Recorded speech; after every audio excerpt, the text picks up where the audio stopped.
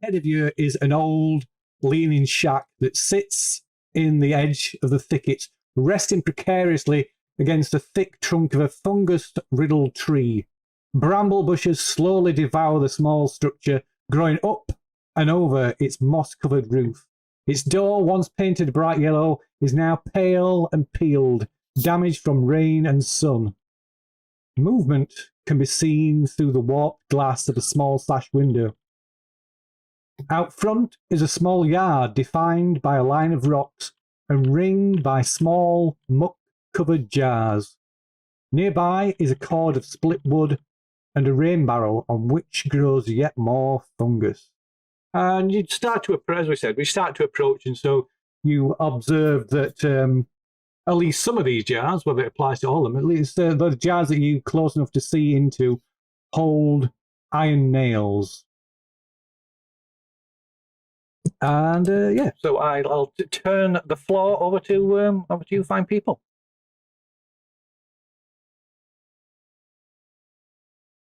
Well, if I recall correctly, I actually shouted out when I saw movement inside. I said, "Hello, hello, the house." Okay. So as I started moving forward. This the witch's shack. Well, you probably shouldn't call her a witch to her face, you know. Yeah, it's a bit rude. Yeah, polite until proven otherwise. So a face appears out of the shadows of the door. This haggard-looking black woman. She must be at least in the mid-80s, well past the prime, with stark white peppered through greying hair, worn in a tight bun. Her aged, dulled brown eyes and unsettling, toothless smile that she gives her an almost corpse-like appearance.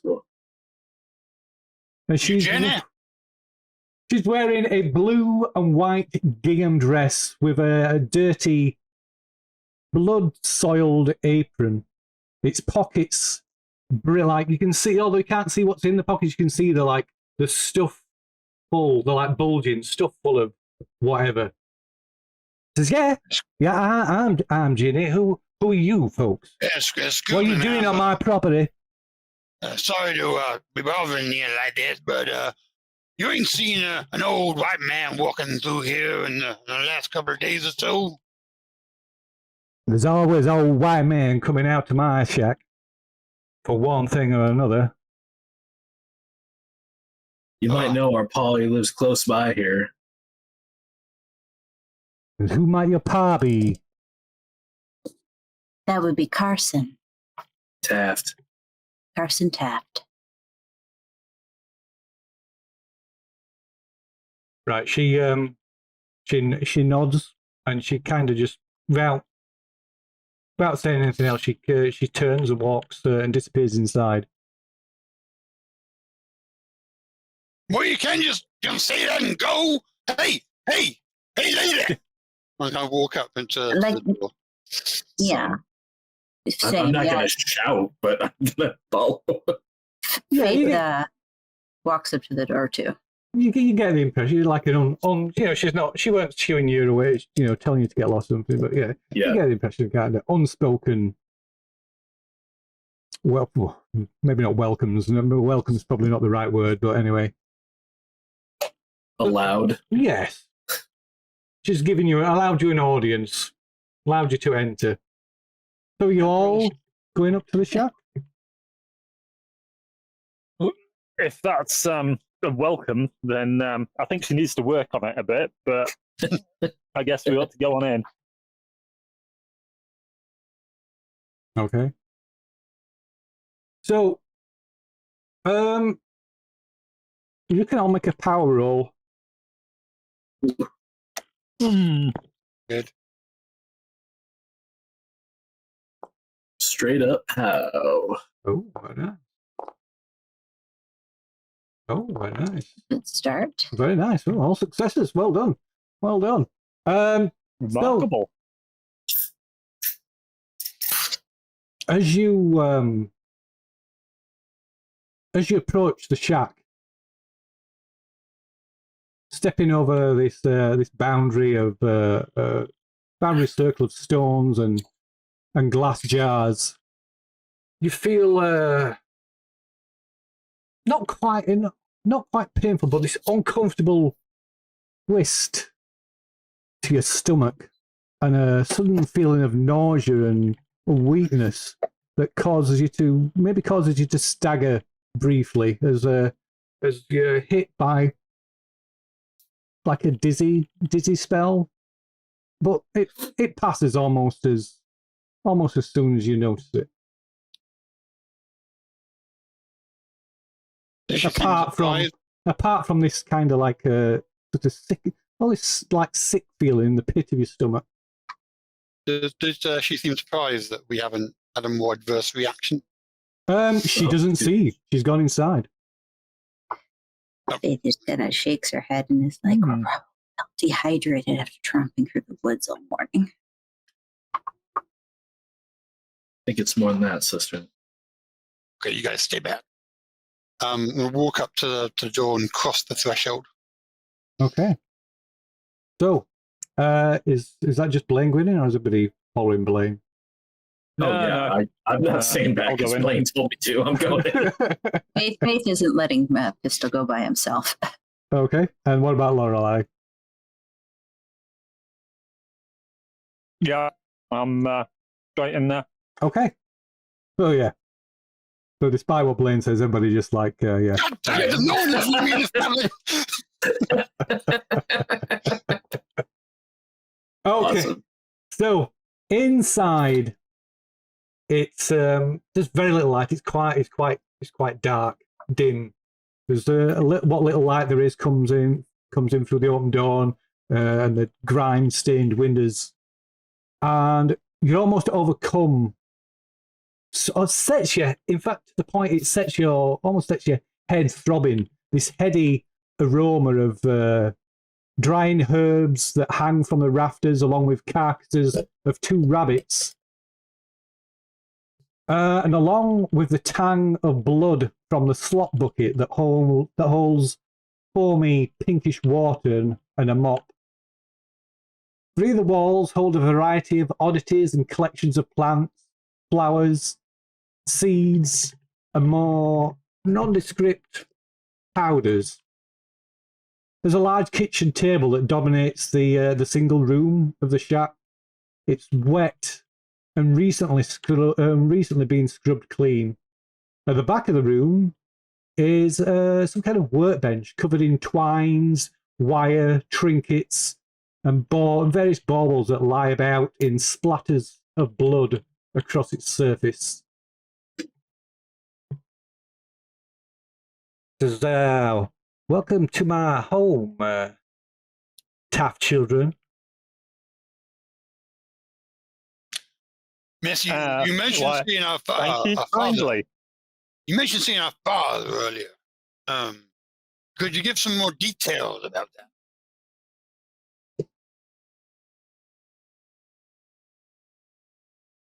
Now, how about you prove that you are who you say you are? Do you think there's another group of people wandering around the woods looking for our pa? I see all kinds wandering through these woods. I pull out the family photo from the shack. Oh, smart. Everyone in it goes, "That's me. That's Lorelei. That's the kids. That's Eugene. He's outside. And there's Pa." Okay, she takes a photo from your hands and looks at it, and then looks at each of you, and then she walks over and kind of walks up to Blaine and kind of like prods your cheek with her finger, with her forefinger, and looks at you, like kind of tilts the head from one side to the other, and then she just turns away hands you the photo back, turns away and sits in a chair. Says, your pa, he's attempting to right a past wrong. Well, an old sin, you might say. It's got to do with his first wife went missing, Sadie.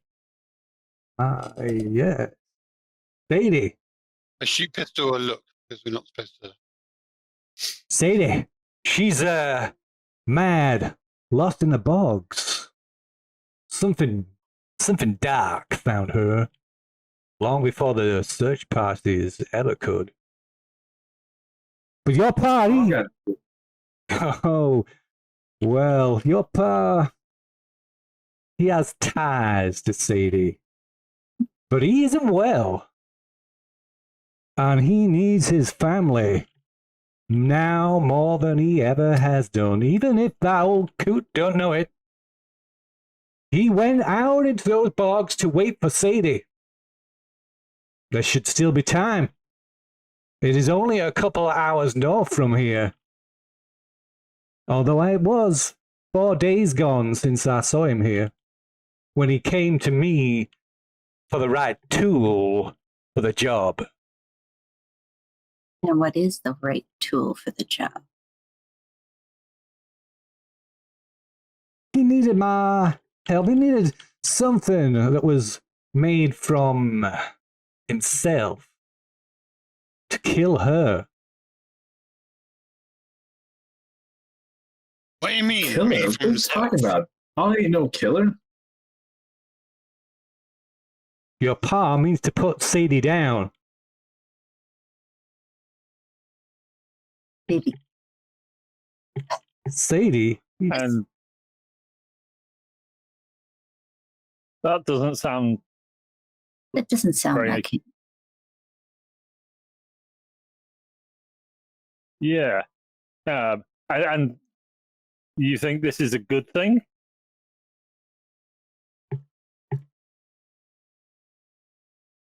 I do.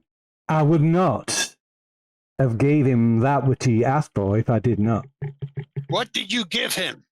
I took one of his ribs and I fashioned it into a weapon. What? Jesus Christ, woman.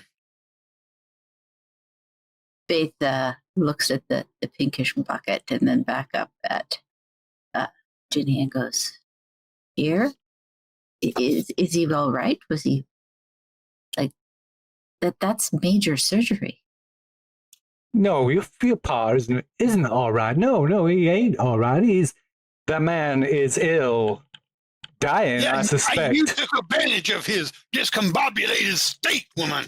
How much did he pay you for this? He paid me nothing, sir. He paid me nothing. So, what do you mean dying? Don't worry about it, Faith. Don't worry about it. It's his business. Faith, still don't patronize me. Girls, it was his business. He'd have told us if he wanted to. I think we're past all that now, Pistol. Man's walking out there with his guts falling out of it. It's going to be one thing or another.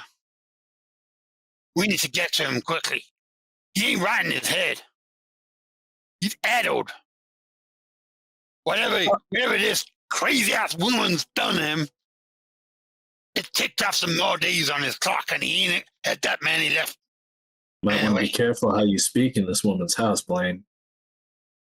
Also, what happened to the children? The footprints we saw outside. Where are they? Children. Why, those are the offspring of a unholy union. That's what they are. They ain't so bad, though. Some of them you couldn't even tell by looking at them. The skin crawler's doing.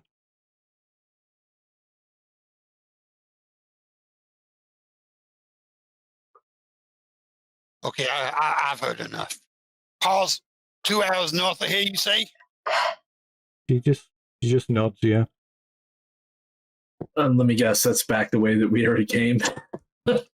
No, she tells you can go directly. Shortcut. You can go directly north from here. So, okay. Yeah, I don't know that Pistol would think to do this, so I'm not gonna.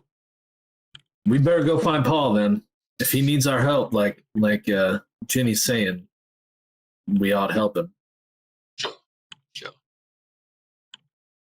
That was we definitely we got to got- find him and get him to a hospital. Probably. Are there any? Yeah, are there any bandages or anything we can take to help him? Your pa is beyond help. If he's lucky, he may have survived long enough to do what he set out to do. But don't you worry, Normie. What I did, it won't be the death of him. But it will be the death of you if you go out there unprepared. Well, you done said he needs our help, so what are we supposed to do then? Well, you should go out there and help your pa do what he's set out to do. Yeah, but how are we supposed to? You Well, want to take one of our ribs too? Is that what this gonna take? he says that is the only help I can offer. I can make two How much do you more. think we get out of Eugene? I'm pretty sure Eugene maybe- would donate a few useless parts. Wow. Harsh. I don't know why everybody just hates Eugene. Poor man. I mean, you could just say that he is a useless part. There's another guy out there. Can you see Jack and Eugene through the window? If you look through, maybe not if you look through the window, but looking out the door, you can just about make them out. Just like I said, just a little way back from the edge of the tree line. You have any dealings with Jack? Can't remember his surname. What's his surname? McCall, Jack McCall. Jack McCall. So I don't know no Jack.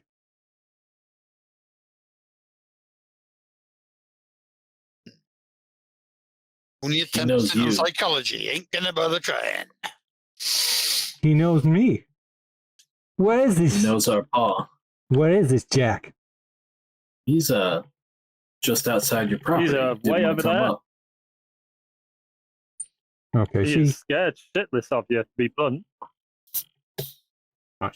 she frowns at this and she walks over to the door, like peering out, just squinting, can't quite see, so she clearly can't see very well. So she steps out into the front yard,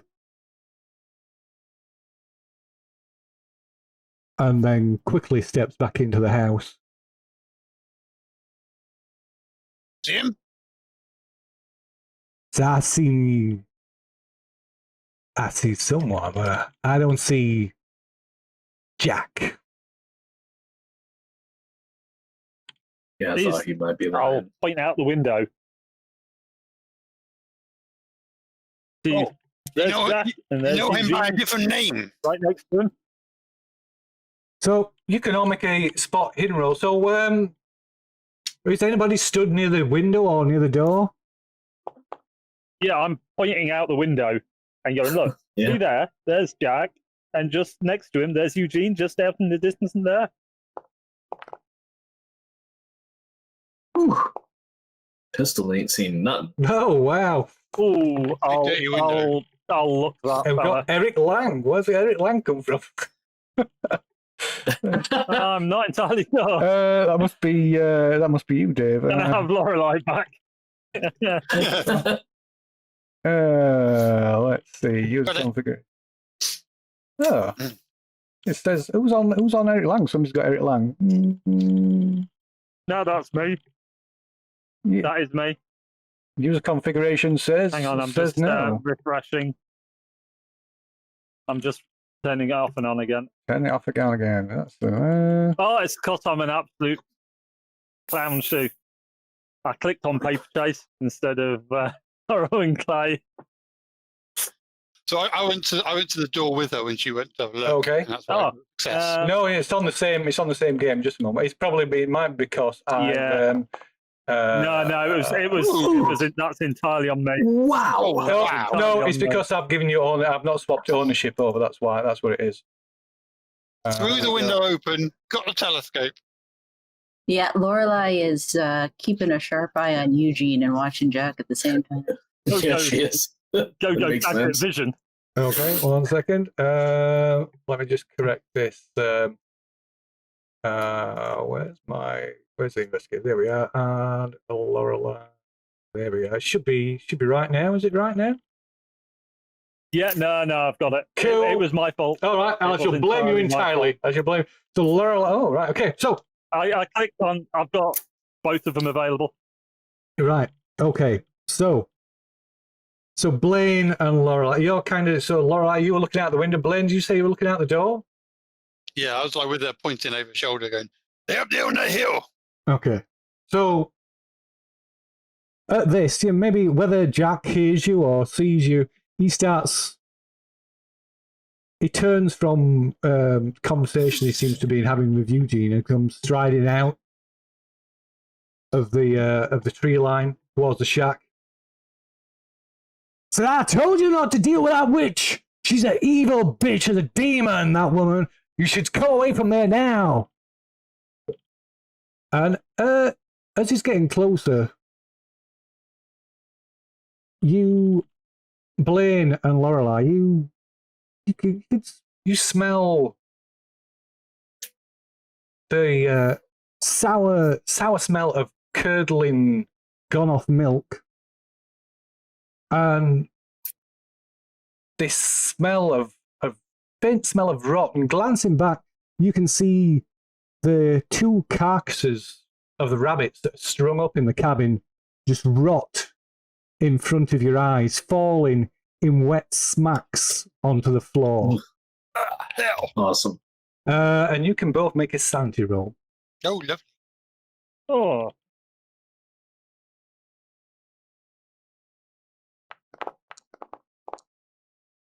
If you fail, you take a point of sanity. If you pass, you lose nothing. So you both take a point of sanity. Let's see. That's You right. acquire a involuntary reaction. Let's see. So you both sort of gag. So Lorelai and Blaine kind of gag, covering their mouths, staggering back from the like rotting rabbit corpses. Maybe staggering out the door into the fresh air.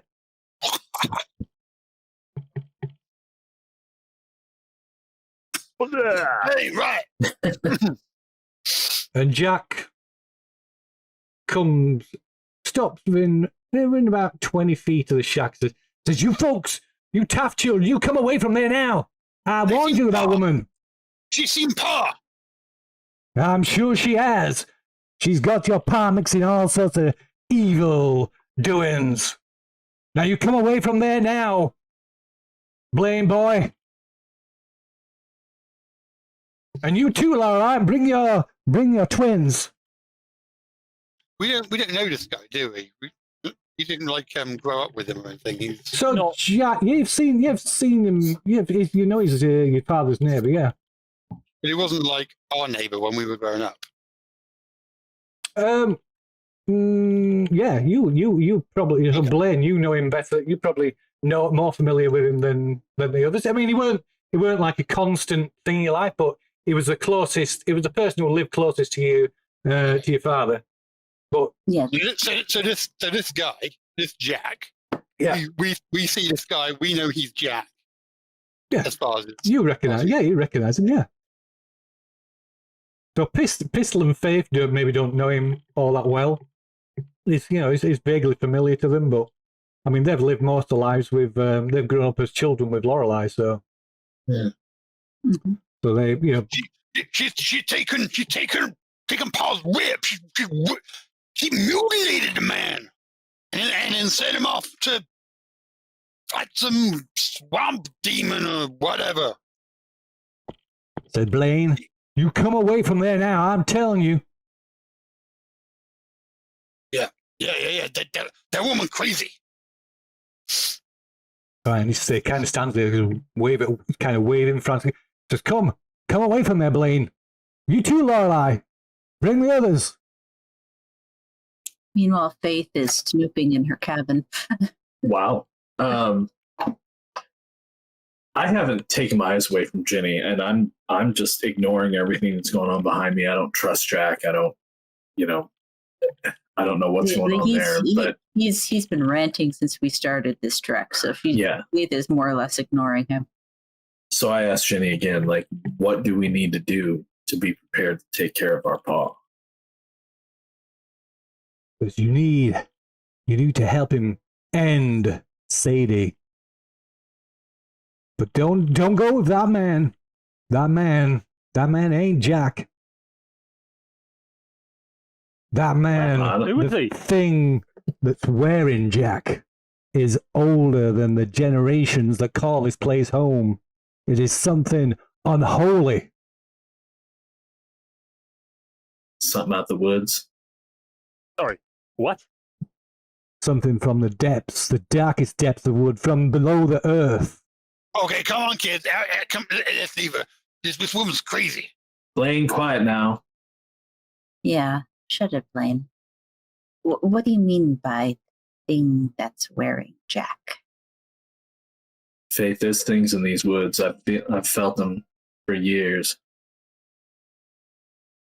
And I knew something wasn't right about this Jack person. I don't know him from anybody, from Adam. And he's up in Pa's place looking through his stuff. I don't like it. I didn't like him then. I sure don't like him now with what Jenny's saying.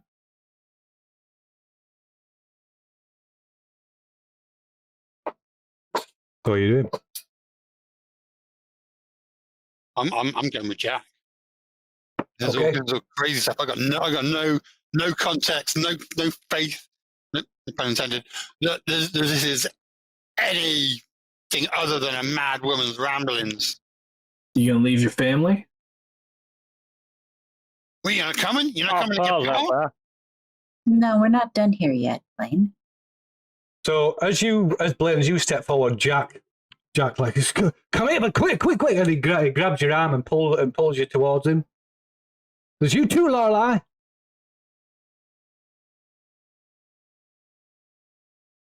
What are you doing? I don't like this. Get your hands off of my brother. So Eugene comes running out at all this commotion. Eugene comes running over to.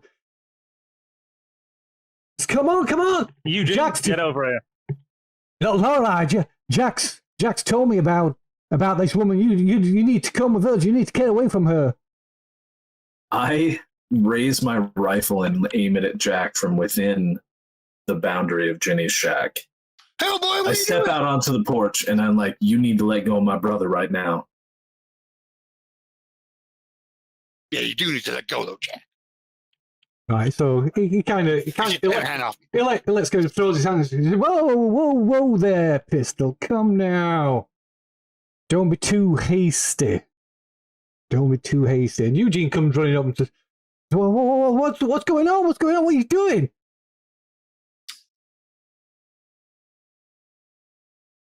Eugene, you get over here right now. So no, Lorelei, you need to listen, Jack. You need to come in. That woman, she's a witch. She's evil. You can't trust her. She's just full of lies, trying to manipulate you like she did your pa. Lorelei, clearly Eugene needs to be supervised more. He shouldn't be thinking on his own too much. God damn it, Faith! You grow up under that roof and you talk to me like this. You both get out here. You're not the boss of me, Eugene.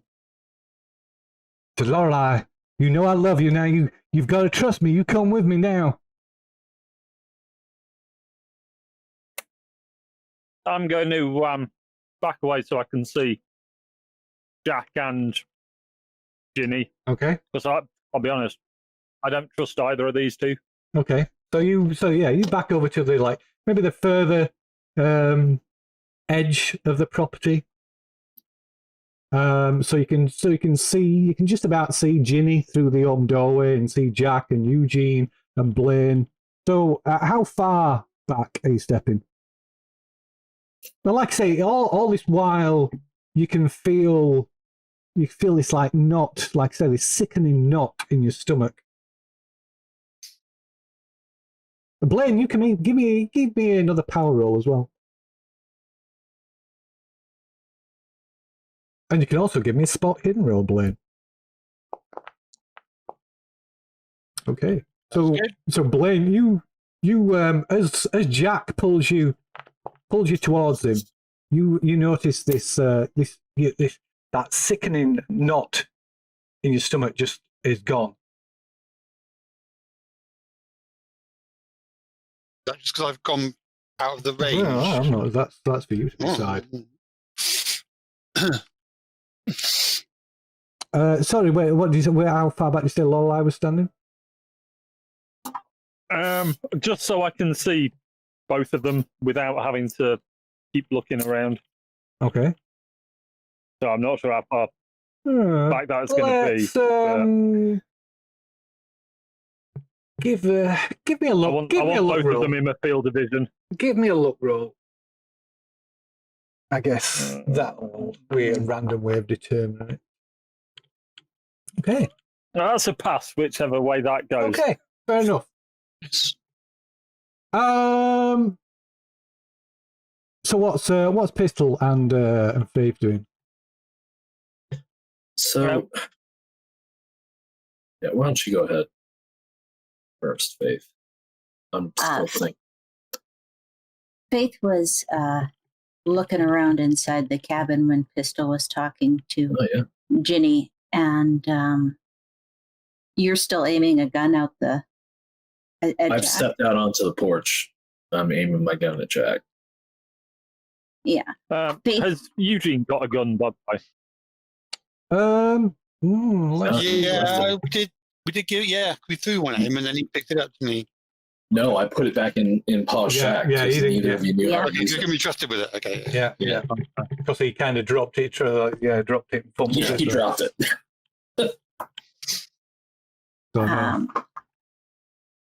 Faith just kind of like, what is it? Like, we can't just stay here. We have to go find Pa. And she steps out on the porch. Pistol, stop pointing guns at people. This is not getting us anywhere. As soon as you can tell me who to trust, I will. I lowered a little bit now that he's let go of Blaine, or Blaine's gotten free of him, but I'm keeping it ready. The buttstock's in my shoulder. Okay. I'm not aiming it actively at Jack anymore. Well, we know where to go. Do you want to? Do we? Because I have a feeling that Jack's going to tell us to go back the other way and head towards the still. So how do we know which way is right? So at this moment, until I give you the thumbs up, can everybody bar Blaine remove their headphones, please? Okay.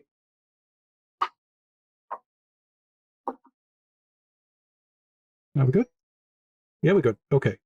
So, Blaine, as Jack pulls you towards him, away from the shack.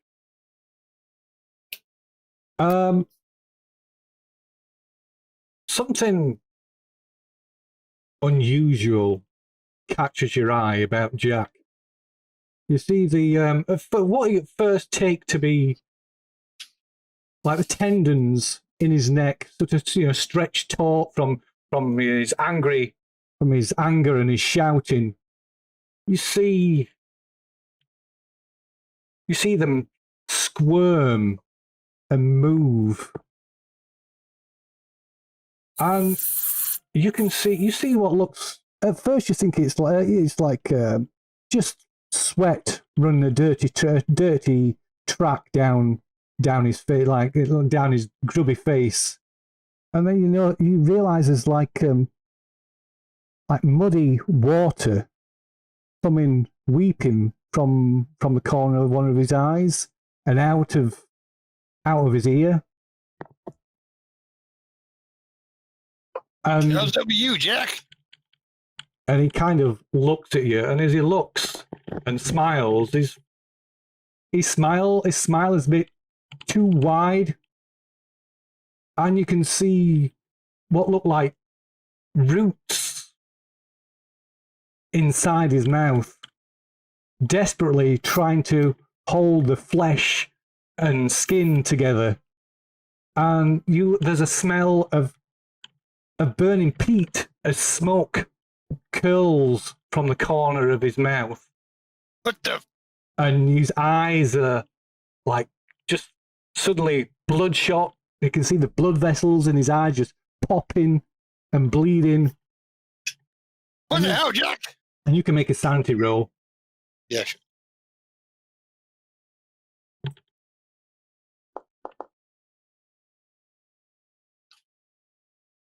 Okay, so you lose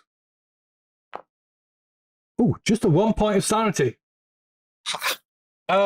So suddenly Blaine staggers back away from Jack, tripping over the stones that form the boundary around the property. And Blaine, you can give me a look roll.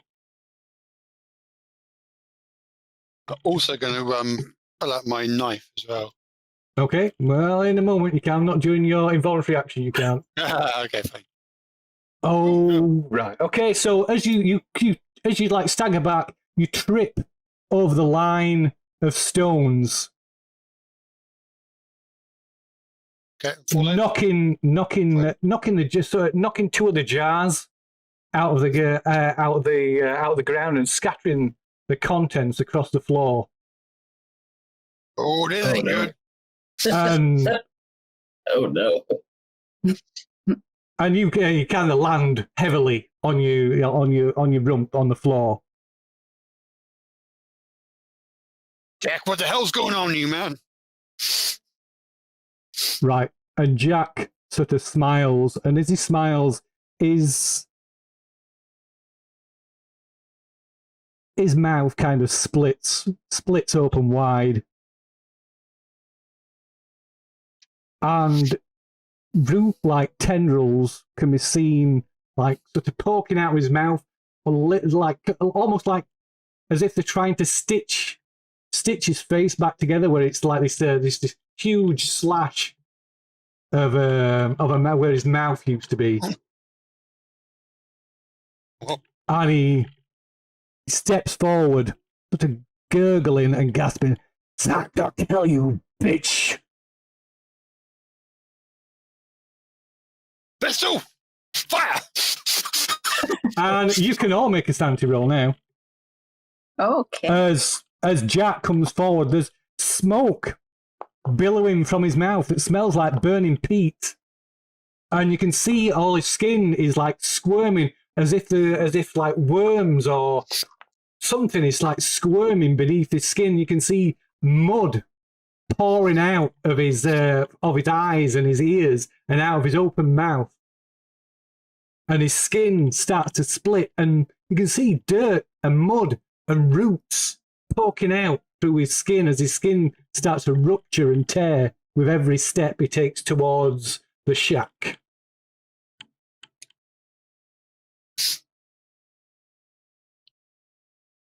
I failed. Are we going to initiative? We're going to do sanities first. So sanity. So Pistol, you pass, so you lose 1d4 sanity. D4, gotcha. You 1d4. If you fail your sanity roll, you lose 1d8. 1. Yeah. Oh, cool. Excellent. Pistol is What? tight. So Pistol, you've got the gun, the rifle, but the sight of Jack causes you to hesitate. Oh, no, I did mine's 1. 2. Oh! Although I will say, Speed kind of wow. Lorelai. Oh, dear.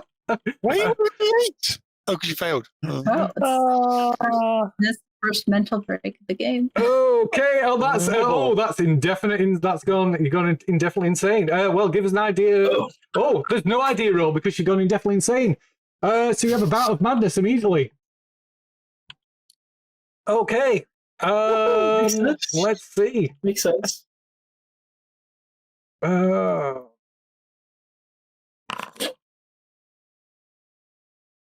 Okay. Oh, I thought my random table was set up on here. It's not. Just 1 second. I have to. Okay. I will say, Lorelai, you scream. So Lorelai gives a terrified scream and flees from the cabin, away from Jack, and into the woods. The arms of Eugene. Make sure you go north. Yeah, so the rest of you everybody lost at least 1 point, 17. So yeah, you just like stunned into inaction as Jack strides forward and straight towards where Pistol is stood, and he tries to wrench the gun from your hands. So let's give it. Yeah, I'm not gonna let that happen. Okay. Pistol. I think your decision got a lot easier. So yeah, you can fight back or you can dodge. I'm gonna try and dodge, I think, to maintain my hold on the rifle. Radio. So a tie. You win on a tie with dodges. Oh. If you fight back, my dodge is great. Yeah.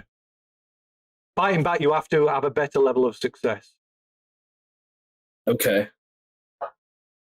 Do I fight back with brawl to like club him with the stock? Yeah, if that's what you want to do, you can do that. Yeah, that's what I want to do. Probably fire too as he grabs it.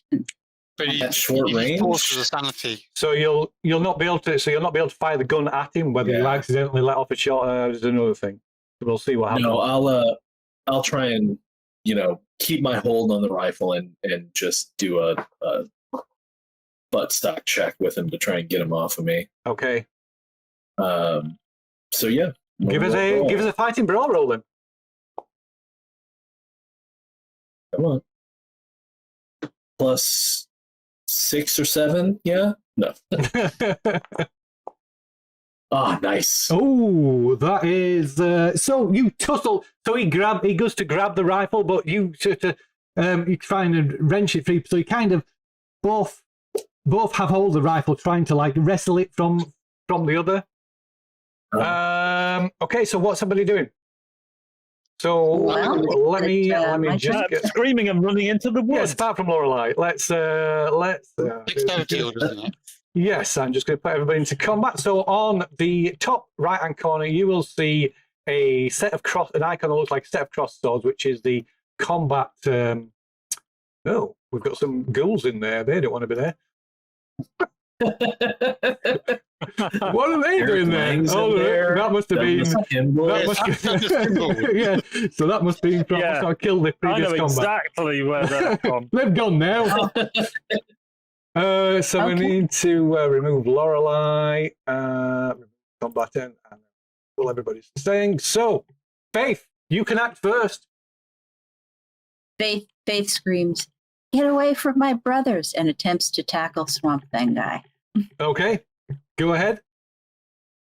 So you're just trying to tackle him to the ground, or just going to try and what exactly are you doing?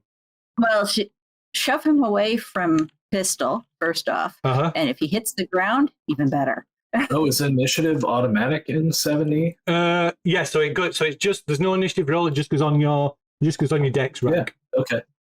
It actually got like a firearm, in which case it adds to your initiative. Yeah, if it's ready. If it's ready. Yeah. So if you've got a firearm that's aimed and ready, then it increases your initiative by 100. Oh wow, these they really want to make that deadly. That's cool. Yeah. Okay, but at the minute, obviously, you're like grappling, kind of. Yeah, I was stunned by the and by the sand loss. It makes trying sense. to fight both got hold of the rifle at the moment. So yeah, so give us a fighting brawling. So I guess Jack will it's going to be fighting back as well. I'm going to dodge. Just keep those mouth tentacles away from me. I don't like it. Ooh. Okay, so all right, so Jack, so Faith, as you try and push Jack out of the way, he just turns on you and just backhands you across the face, knocking you clean off your feet, and you take as he does, the skin on his hand just is torn away, and all that's beneath is kind of like bones and jagged roots and wood and mud and dirt and rocks, and it just as it hits it just tears into your face, and just the strength of it as well, just like I say, it just knocks you straight off your feet, and you take 9 points of damage. Oh, is that how many wounds? Yes, that is. You only had 10 hit points. Wow, so that is a con check, because he nearly kills you in one blow. So that is a major wound, and you are unconscious. So yeah, so there's just this massive spray of blood, the sound of like cracking bones, and Faith is just like flung off her feet and hits the deck. Like I said, just all the side of her face, just a mess of blood and torn flesh. You just watched someone ragdoll your sister. Yeah, I know, but by the way, something I should mention. I'll mention about all the icons on the top right as well. You can left click on them to open them, but if you right click, it'll open that menu, that window in like a separate window, so you can drag it around and stuff. You want to look at two things at once. Okay, so that was Faith. So next is Eugene. So I think Eugene is just kind of stunned into inaction at the moment. I'm beginning to think I'm in the right place. So Pistol, you're next. So Jack has no longer got hold of your rifle. He's just now I'm going to shoot him. Okay, so he's just a few feet in front of you. So if you click on the gun in your combat tab. Oh, in the combat tab? Yeah. Gotcha. And Bolt then action rifle. Indeed. I've not selected a target. I'll just no, that's fine. Yeah, that's just if we're using tactical combat. Right. So let me add point blank range onto them, because he's definitely in point blank range. So then you can go ahead and click that little white button that says roll firearms on the card in the chat, weapons card in the chat. Impale. Oh, so I'm going to use my luck. Can I do that? You can. So if you click on the result, yeah, you can on combat rolls. Yeah, you can't push combat rolls, but you can spend luck. So if you click on the roll on the card, it'll expand it, and you'll see buttons beneath it that say spend 9 luck to pass, spend 32 to get a hard success, or spend 45 to get an extreme. Obviously, you just laid out my sister. I'm going for a hard success. Okay, so then you've got your roll damage. So click on the roll damage. Okay, so you turn, raising the rifle as it's just literally just in front of you. Raising the rifle up to the side of Jack's head, pull the trigger, and his head explodes as the bullet just like takes his head clean off, and there's just this jagged stump of there's not blood. It's just mud and dirt, chunks of necrotized flesh and roots, like tree roots, instead of protruding from his neck as his body falls dead to the floor. And I drop the rifle and rush to Faith's side, drop to my knees. Okay, so what's Vidal's doing? Apart from Lorelei, who's running, screaming into the woods. Yeah, I'm going to run to Faith as well. Don't We'll worry see about what- me, you know. So, I'm looking back. so Eugene comes to his senses and he runs, Lola, Lola, and he goes running after her. He goes running off into the Miss woods. Jenna! Oh, see? Your husband's chasing you. You're good. Oh, God, I'm going to run more. If you hear the words again, you say my sister, you hear? Right. So yeah, Ginny. So Ginny, the old woman, she comes out of the shack, and kind of pushes you aside. Step aside now. I'll do what I can. And she starts playing all these kind of like poultices made of moss and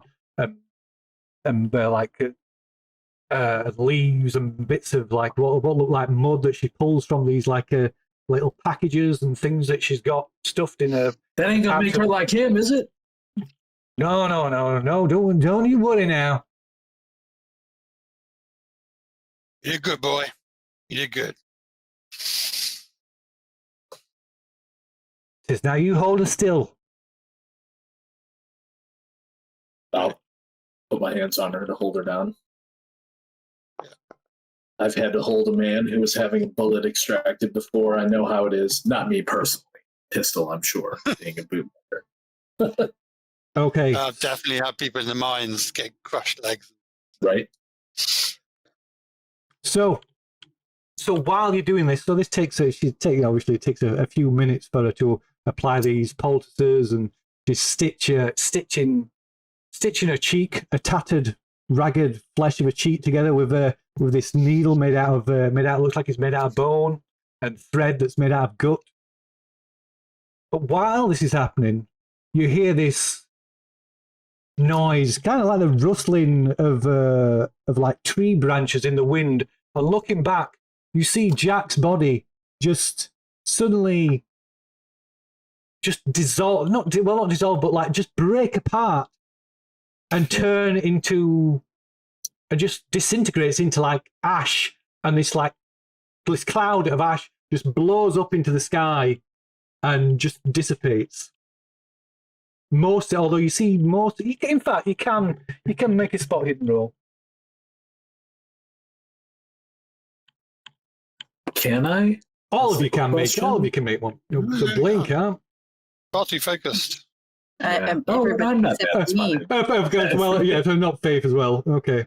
Not Faith, yeah. So yeah, like I said, this cloud of ash like just erupts up from it disintegrates in this cloud of ash, and it just erupts up into the sky and kind of dissipates. But you notice a fair chunk of it, most of it, it flies in a northerly direction. Hmm. And it's gone, just disappears. Is that where the wind was going? Yeah, good question.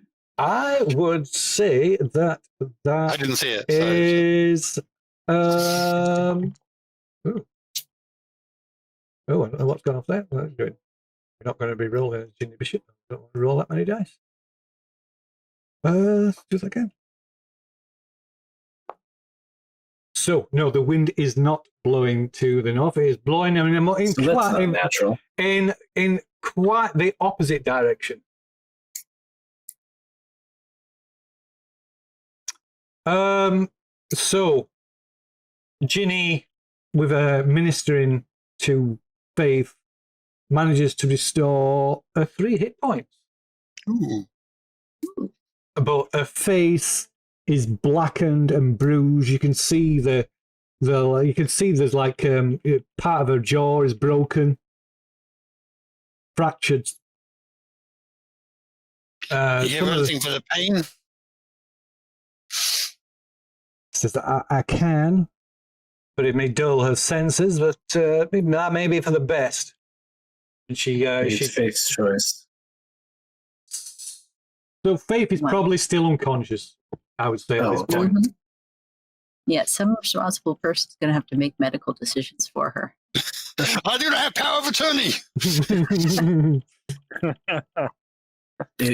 if you have something, just give it to me. We need her sharp when she wakes up, and then if she decides to take it, it'll be her choice.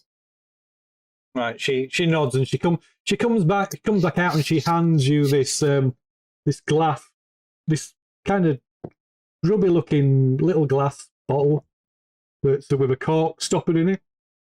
Says, if there's a need, you give her this. Laudanum.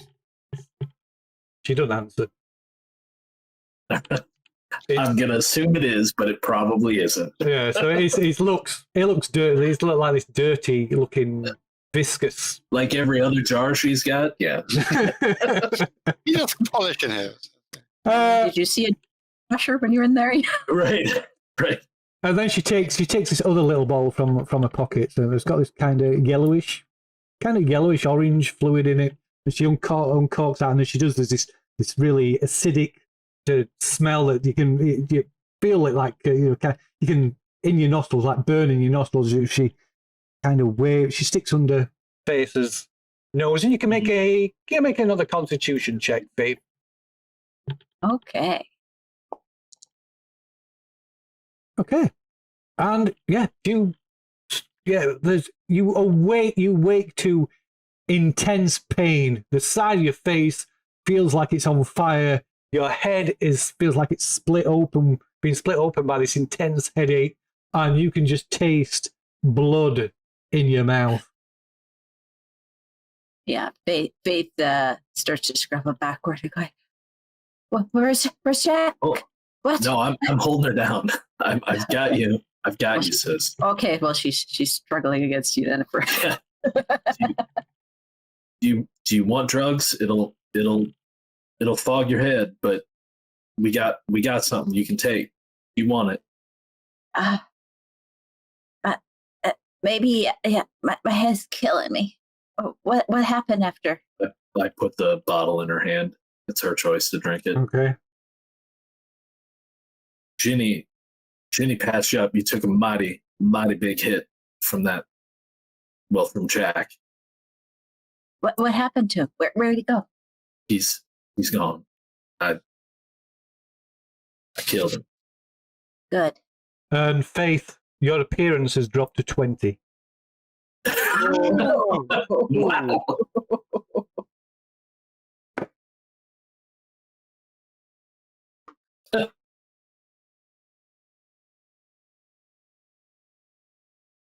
That's okay. I'm sure it'll clear up once you heal over. It'll be fine.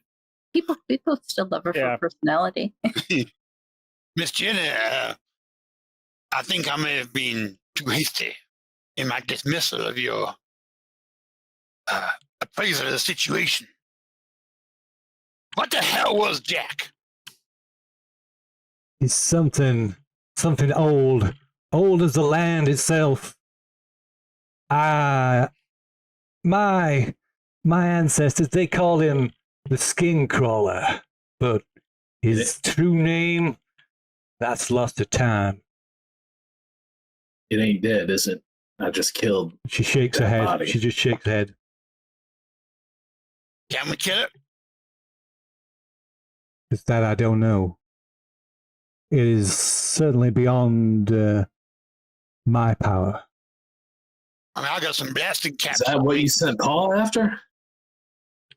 No, that is not what your power. That is the Skin Crawler is responsible of sorts.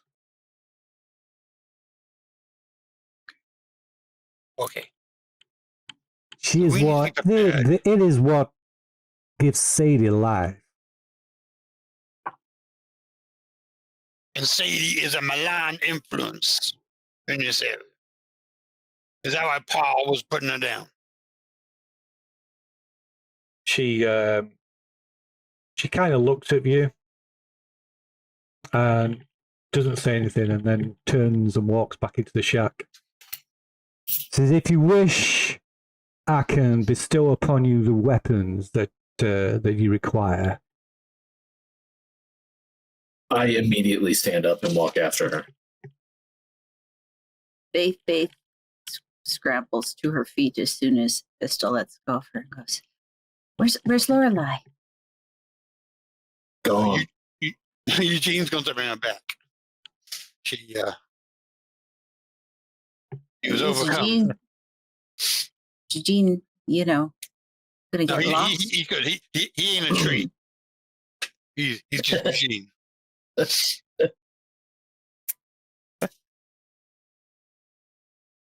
I'm finding out how to navigate the vocabulary around this. It doesn't require much navigation. Faith goes to follow Pistol in. Okay. Goes. You said something about weapons. There's now you be still, young lady.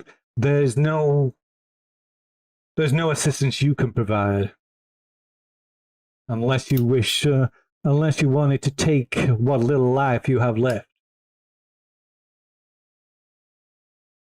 Well, Miss Jenny, I don't know if you'd be able to stop my sister from helping our pa. Now that I didn't say, but I can't take from her what can help. If I were to do that, it would take her life as well. Well, you best take it from me then. As you wish. Are you sure? Do you give No, me I ain't sure of consent? none of this. Very well. Now, do you wish to have something for the pain? It will dull your senses some for quite some time. Nah, I can take it. Blaine Taft, you get in here. You hold your brother down. You sure about this, Pistol? What you gonna do, old man? I'm 37. You're old compared to me. Yeah. Faith holds her hands out to Pistol and goes, "Hand me the rifle. I can use Yeah, it too." I hand it to her. Okay. So Ginny clears the table and tells Pistol to lie down the table. Then she takes some twine and ties your legs together at their ankles. Does now Faith, can you muster the strength to hold on to your brother's legs? Faith approaches Pistol and kind of uses her body weight to hold the legs down. You be strong, Pistol. Now, Blaine, you take hold of his shoulders now, and don't you let go. No unless you want this to go badly.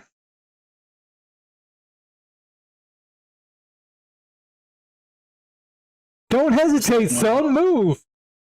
I'm just like one of those boys you saved in the mine now, Blaine. You can do it. I believe in you. You're my brother. You really want to do this? We got to. Okay. I love you, boy. Hold him down. Okay. So, as you hold Pistol down, Ginny goes over to a workbench, back to your roll, and then she turns with like this leather bundle, which she unrolls, puts on the side of on the table at the side of Pistol, unrolls it, revealing a rather sharp looking knife, as well as a hammer and a chisel. These things dirty too? They're not the cleanest, no. Faith kind of mutters under her breath about wishing she'd brought some rubbing alcohol with her. Oh, Pistol doesn't mutter. He's like, damn, ain't nothing in your shack clean? Wait, you got any moonshine on you, boy? You offering to wash this woman's dishes, Pistol? There's no you worrying on. They'll do the job. You just make sure you get this cleaned up later on. And she looks at you, Blaine, and says, "Now hold him good." She's like, Okay, and she lifts Blaine's pistol shirt, and without hesitation, she just like sticks the knife into your side, down by your lower ribs, and cuts deep. And you can, Blaine, you can make a strength check, and Pistol, you can make a constitution. Well, actually, not a constitution yet. You can make a constitution check in a moment.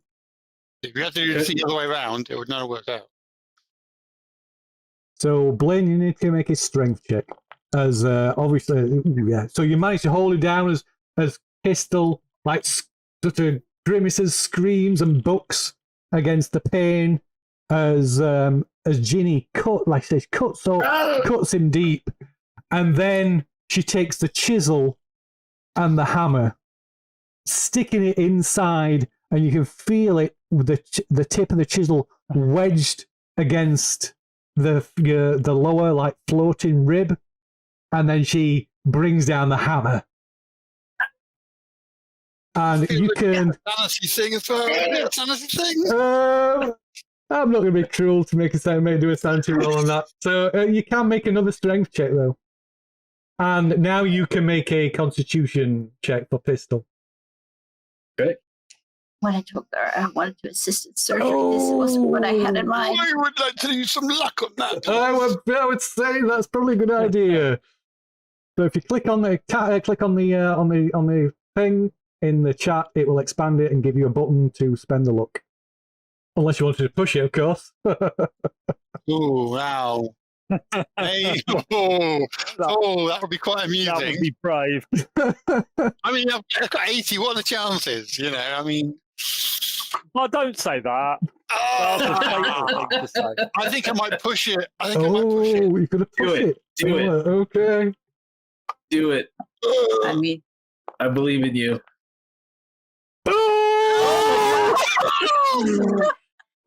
Okay, so as Pistol like suddenly lets out this massive scream and bucks, like he slips out of your grasp and sits bolt upright, and the chisel slips and digs deeper into Pistol's side, and you take. You take 4 points of damage. Hey, it's not half. It's not half. Did you make the Constitution check? Should I modify it or just straight Constitution? No, just straight Constitution check. Just straight con. Okay. Okay. Yeah, cool. no, Yeah. that's So not gonna you work. are. Yeah. So Pistol screams and passes out. Wait, can I push it? Oh, you can. You can push it, or you can spend luck. I actually think at this point, being passed out might be better. Yeah. It's up to you. Well, I don't know. Like, it's possible that the damage could be worse. This could kill me if I don't succeed at this. So the damage, you're still going to take the damage. This is just essential. This is just to see if I'm awake. Yeah, see if if you manage to like endure the pain. I'll pass out then. Okay, yeah. Cool. It's not like local surgery where it's like, can you feel that? Can you feel that? Okay. Faith would like to use her medical training to try and assist in saving Pistol's life. Okay. Yeah, you can patch it. I don't think I'm dying, depending upon how much damage the procedure does on top of. No, so there's no actual damage from the procedure. Sorry, there's a point of damage from the procedure, and then there's 4 damage from the slip. Okay, so now I'm down to half. Yeah. Total. So, but that wasn't that wasn't all in one go. That were 2 separate. It wasn't in one. Yeah. Yeah. So it's so it's not a And wound. now that you're passed out, we don't really need to hold you down. So right. Yeah. Okay. So you're gonna try and tend to help Ginny patch him up there. Yeah. Okay. So yes. Meanwhile, in the woods,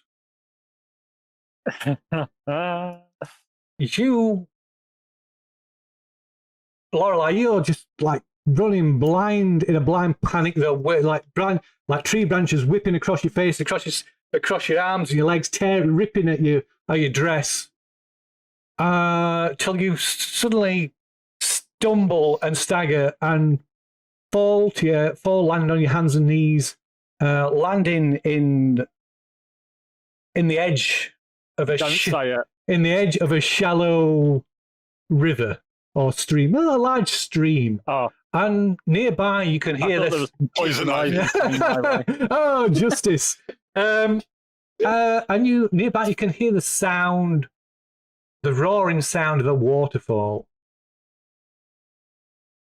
And somewhere behind you, you can hear the familiar voice, Lola, Lola, where are you going? Where are you? Over here. Okay, so I'll try and pick myself up, shake off whatever it was that came over me. I'm quite grateful that I wasn't there, to be fair. Yeah, I'll try and shake my head free of all that must have reacted quite badly to that. I'm quite upset with myself. I'll try and pull myself together for Eugene. okay, so Eugene, by the time you've kind of strain yourself up a little bit and compose yourself, Eugene comes crashing through the undergrowth. You can see tears streaking down his face. This look of abject panic and terror on his face. He's, oh my God, you're there! Oh Lola, I thought I'd lost you. For God's sake! But are you all right? And he comes, really do care. And he comes over and grab you, almost crushes the breath out of you.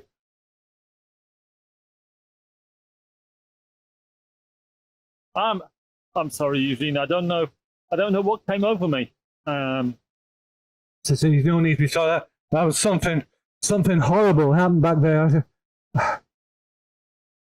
I'm sorry, Laura. I should never have listened to that old fool. Whatever he was.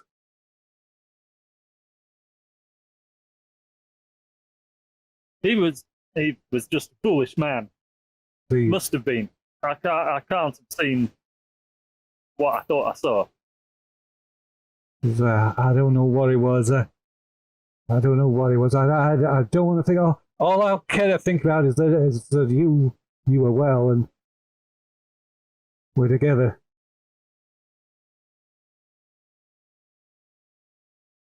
So, how was go on, sorry. Are the others okay? I don't know. I ran when you ran. I ran to. I don't know. I heard a shot. So, taking a moment to finally look around where you are. Like I say, you're near the bottom of a waterfall that comes crashing over a cliff above you. It's really the sound of the crashing water is really so loud that you're both having to raise your voices to be heard. And you can make a spot hidden roll.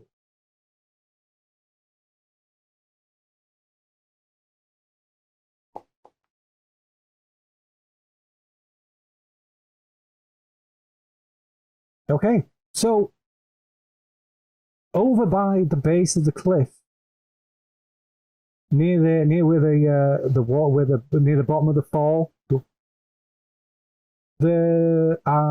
it's kind of almost like an overhang. The cliff overhangs, and there's like a shadowed alcove or nook in the base of this cliff, and you see a small child suddenly duck back into the shadows.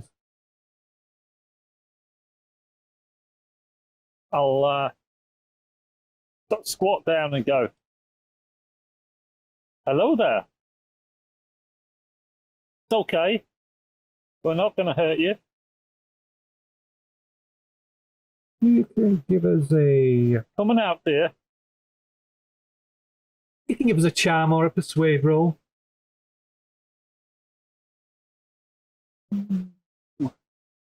Eugene, would you like to try and coax a small child out? No confidence in your abilities. My charming and persuading skills are really quite good. Oh wow. Okay, so you can just it seems the figure this little child this child can be maybe look about maybe 5 or 6 years old from the sides of them, and they disappear into the shadows. But when you coax them, you can see him slowly start to emerge from the shadows at the back of this nook. And they come forward more into light, more and more, and they're wearing like tattered, worn, old clothes, and in the hand, from the hand hangs an old battered teddy bear. One of its legs are missing, and it's only most of the fur has got the fur has gone off. It's like really threadbare. And you can make an idea roll.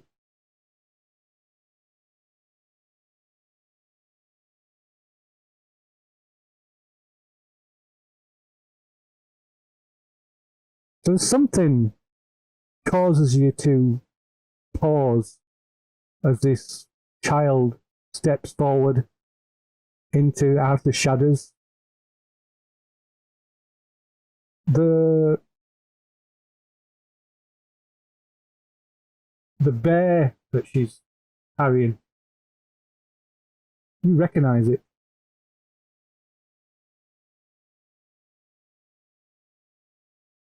It was yours. Okay. What? Without a doubt. You're convinced this was the toy bear that you had as a child. And the clothes it's wearing as this child steps fully into the light. You see it's a young boy, like I said, about 5 or 6. And you recognise the clothes it's wearing as well as ones you remember seeing Blaine wearing. Seen in photos of Blaine when he was a young boy, about the same age. Hey now, where did you get that old thing from? Right, and That looks like my Mr. Bimble. And the light falls upon their face. And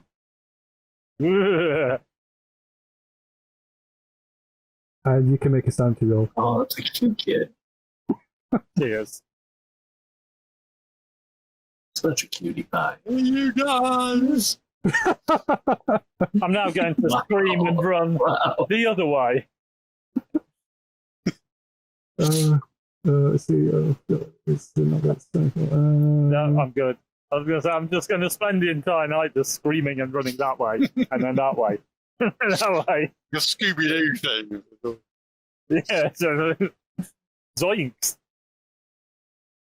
Okay, so yeah, as this young boy steps forward, you can see he's kind of walking with a bit of a limp. One of his legs is slightly malformed, as well as his more obvious deformation of his face, and there's just like ragged sort of patches and tufts of hair growing out of his scalp. And he kind of smiles, and his smile, you can see all of his teeth are like sort of misshapen and malformed. And as he speaks, Like drool runs from the core, from the corner of his mouth. Brr. Family. And he holds something out. He holds a square of paper out towards you. I'm going to try Like, not you just, to whoa, too whoa, disgusted. what the hell? Eugene, What the hell, sir? quit your yapping. Mongrel children out. What the hell's going on? Who are you, kid? Where's your ma? Where's your pa? What are you doing?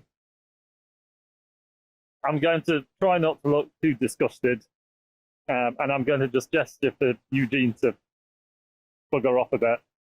I'm going to reach out with a bit of paper. Okay. So yeah, Eugene kind of like he puts his hand out to kind of like almost if he's going to stop you from going forward at first, and then lowers his hand and steps back a little bit. You reach out, and this child kind of steps close towards you, stepping across the stream, and hands you this photograph.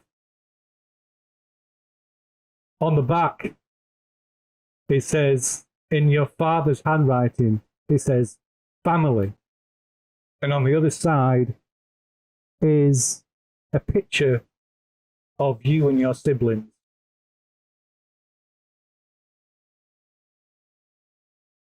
Now, where did you get this from? And he goes, family. And we'll cut back to Chuck.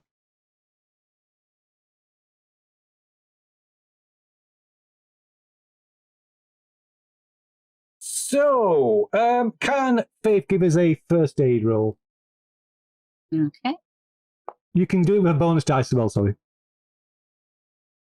Oh, you don't mind, you passed anyway, so that's fine. So, that means that pistol, you get nothing. Why is it not rolled? Okay, try that again. You get 2 hit points back from ministrations. All right.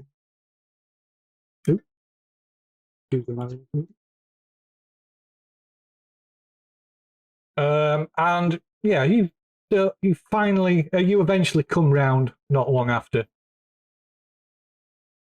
Still laid on the table with your siblings stood around, concerned look on their faces. Meanwhile, you can hear the sound of scraping and scratching, and looking over your shoulder, you can see Ginny hard at work at her workbench. Well, that that weren't too bad. Faith offers him the little jar of not laudanum and go, want a sip? No, I'm good.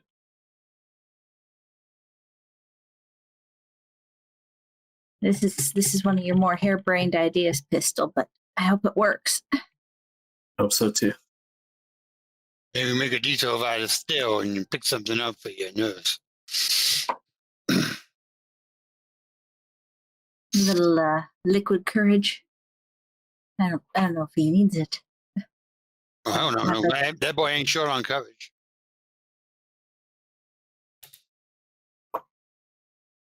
Right, so you can hear Ginny muttering something. Yeah, you're not sure if she's talking to herself or she's talking to you. You can barely hear what she's saying over the sounds of her working away at the workbench. The three of you can make a listen roll.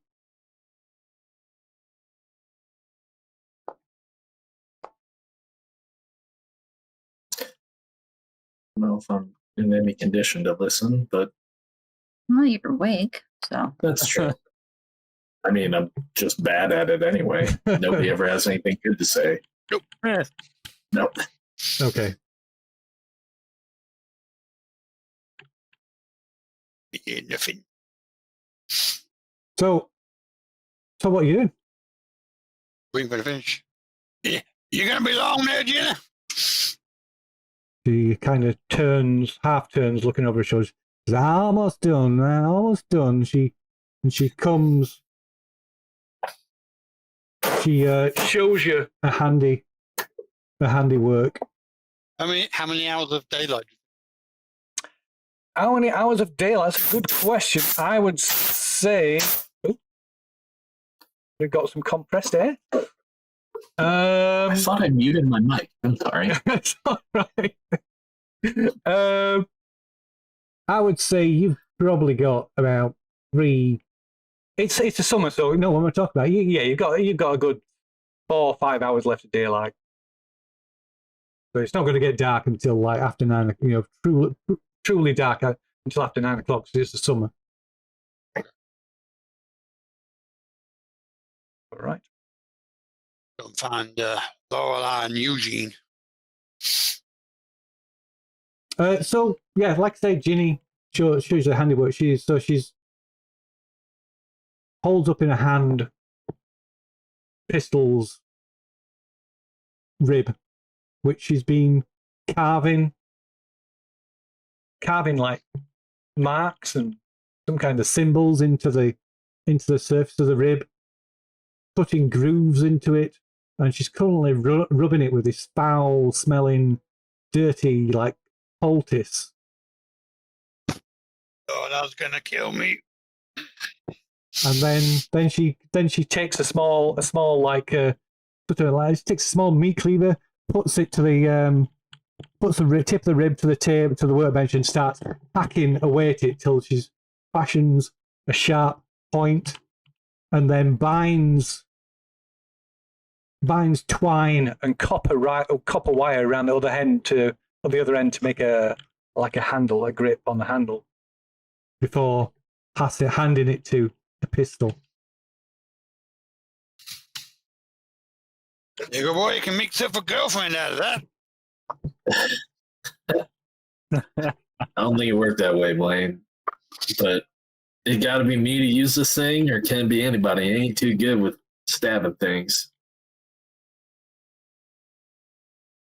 There's anyone that wields that will do just fine. It says, remember, boy, blood is family. And family is blood. Yeah.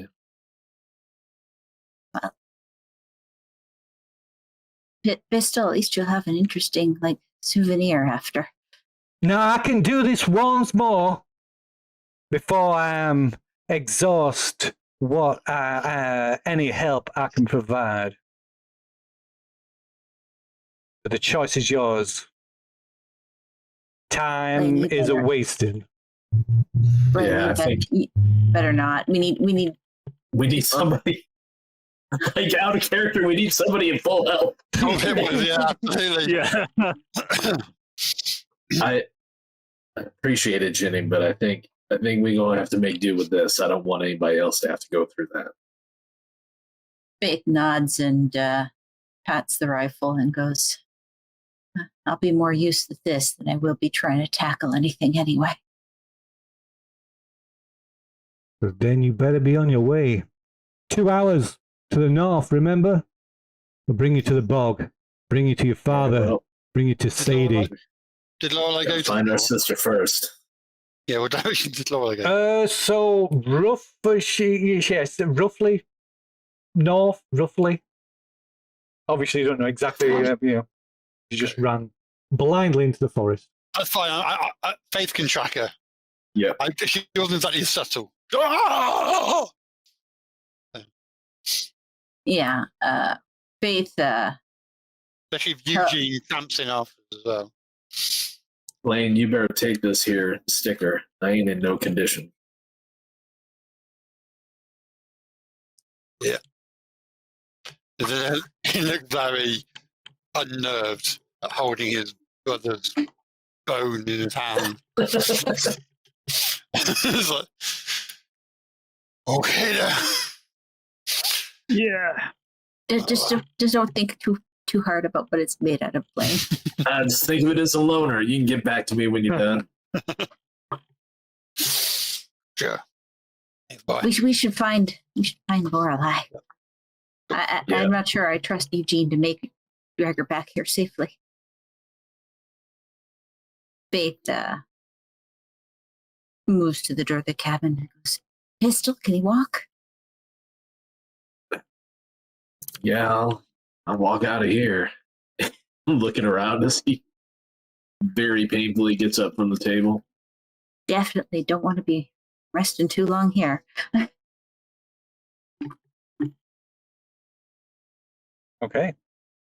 So, Sorry about the damage to your yard there, Jenny. We'll be on our way. Faith moves outside and looks if she can pick up Lorelei's trail. Okay. So Ginny kind of follows you outside. She just walks to this line of stones and jars that Blaine disturbed. She carefully replaces them. And again, I'm sorry about that, man. So she once she's done that, she gives you all one last look. She never she doesn't say anything more. She watches you as you like walk into the tree line and then turns back and heads back into a shack. So you can give us a tracking roll, perhaps, Faith. Okay.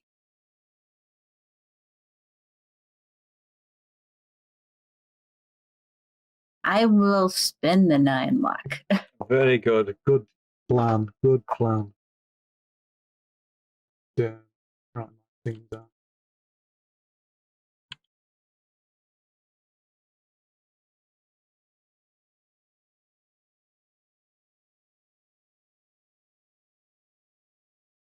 There we go. Rightio. Okay, cool. So it's pretty easy to pick up the trail. It's just like, there's broken branches and clear, like I said, clear signs of a passage, frantic passage through the forest everywhere. I just actually heard think I it. should have gotten a bonus on that roll because this isn't some walking through the bush. This is someone charging blindly through Indeed. like a mad Two of them. elephant. Neither of them too good in the woods. That's a good point. You could have had a bonus dice. I would have let you have that. Well, if you'd can I got have the luck back? that. Give me another. Roll me another d10 then, and see if you would have passed with the bonus dice. Okay. So roll a d10, just a d10, so you can click on it. Yeah, there you go. No. No, you can't. No. Okay. Well, then no, I can't. No. Okay. No. Fair So enough. My generosity does not extend that far. Okay. So yeah, like I say, you can clearly pick out a trail. It's no problem following it as it veers. It sort of heads north first, and then veers off towards the northwest, away from your proposed destination. Faith starts marking trees so she can find her way back to the north.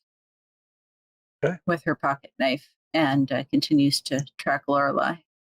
Okie dokie. Right. So, meanwhile, back at the waterfall,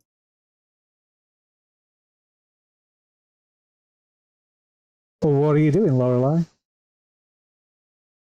I'm going to.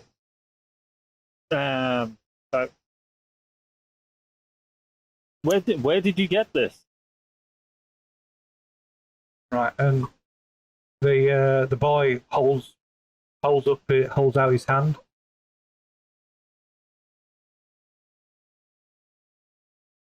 Why don't you come back with us?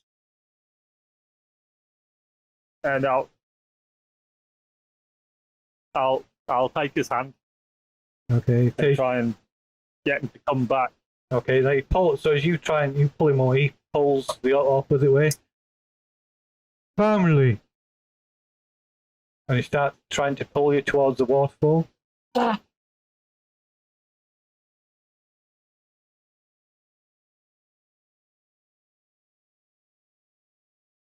I'll go with him. Okay. I'm a sucker. Come on, Eugene. Eugene just kind of shakes his head and follows her, and jogs over to catch you up and follows you. So this child leads you back towards the this nook, this kind of shadowed depression in the cliff face. As you get closer, you can see there's actually a cave running back into the face of this cliff.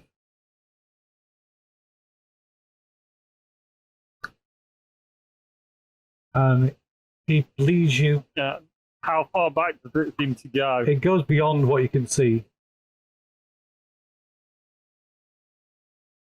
Has he got any sort of torch or? So as when you get so far in, he picks up like this battered old lantern, and lights it up, and you can see as the light illuminates your surroundings, barely. You can see just inside. You see an old rusting distillery. It's copper pipes, green with corrosion, a collection of rotting barrels sitting nearby. And among the ruins still are discarded toys and other detritus that just litter the floor. And there's like a tunnel that leads deeper into this cave. You can make an intelligence roll as well. Well, like this is a really bad plan. Okay. So, the little boy continues to pull you down, past the still and deeper into the cave. You're gonna go with him? Do I recognise any of So as you pass these them, toys? Glancing down, you're able to pick out old toys that you recognise. In fact, they're all old family toys and cast-off clothes that you recognise. Some of them are yours, some of them are Blaine's, some perhaps belonging to Faith and Pistol when they were small, before you took them into your house. There's Blaine's old rocking horse, Faith's bow and arrow set, your childhood dolls, and Pistol's sling. I'm gonna pick up the sling. Are there any sling stones? No, or there's bits. Yeah, there's bound to be bits, little rocks and stuff you could pick up to use with that. Yeah, sure. My chances of hitting anything are negligible, I feel, but I'll feel slightly better having at least something. Okay, so you head. So you're led into this cave. This little boy leading the way with shining the dim light from this lantern, and leads you into down this short passageway, the short tunnel, into where it widens out into a bigger cave. Not massive. The light from the lantern kind of more or less illuminates it, and lying all around, all over the floor, there's kind of makeshift beds, like piles of leaves and bracken, topped with more old clothing or old blankets to makeshift beds. There's probably maybe about a dozen or more. In fact, as you go further into the cave, you can see there's at least twice that number. And sat around in the shadows are more of these children. Some the same age, some younger, some barely more than like an infant. and some that maybe 10, 12 years old, and all of them carry some kind of like physical deformity. And the little boy looks at her that's got all the hand, looks up, family, and he points towards one of the walls where there are 10, 20 or more sort of photographs that are a bit creased, faded, bit of water damage on them. And all of these photographs are of either family photos of you and your siblings or individual photos of each of you at various points in your life. I'm just going to have a mental shit moment. What's your name, Sunshine? Family, and in unison they all go, family, and they like swarm all around you.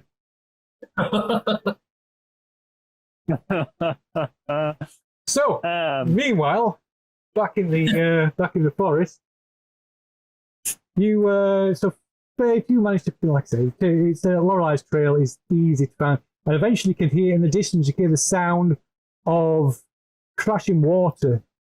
And Pistol, it takes you a moment, but you suddenly realise, you start to recognise your surroundings, and you realise you're heading towards your father's old still.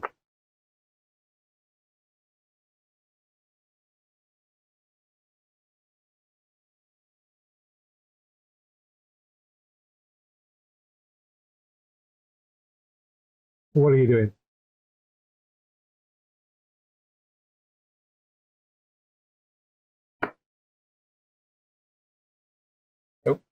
Come to the water's edge.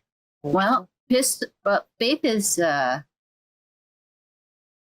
turns to Pistol and goes, I hear water, don't you? And he continues to proceed towards the waterfall. Oh, are we still, is Brian still with us?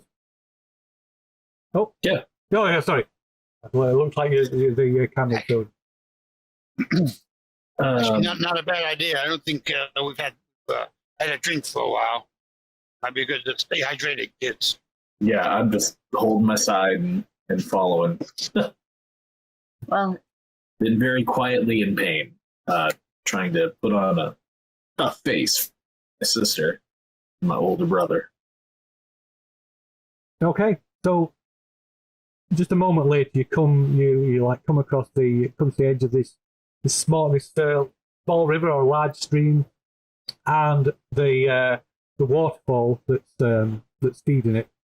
And like I say, Pistol, you instantly recognize this place. This is where your father still is hidden, in the cave at beneath the waterfall.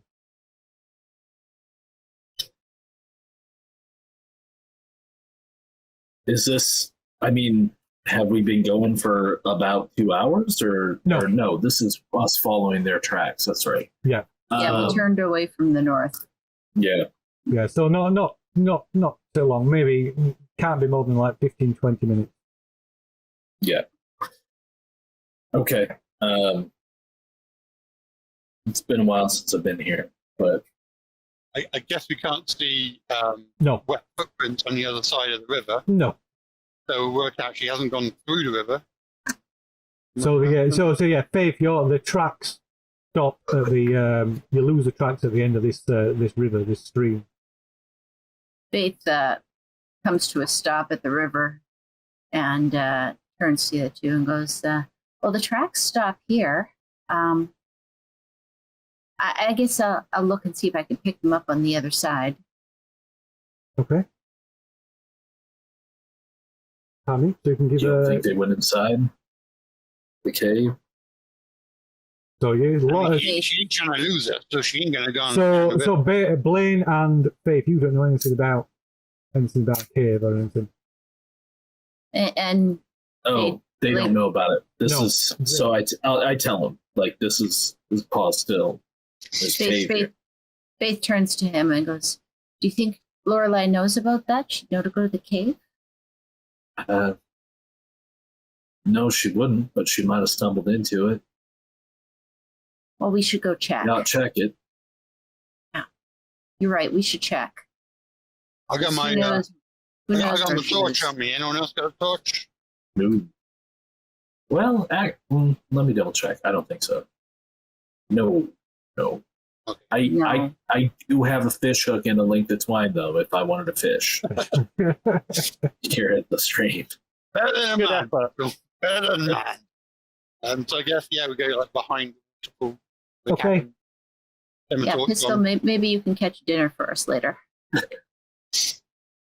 Okay, so yeah, you find the still, this rotting, decaying old still, and you see this pile of discarded toys and scraps of clothing, and you can all make that idea roll, that intelligence roll.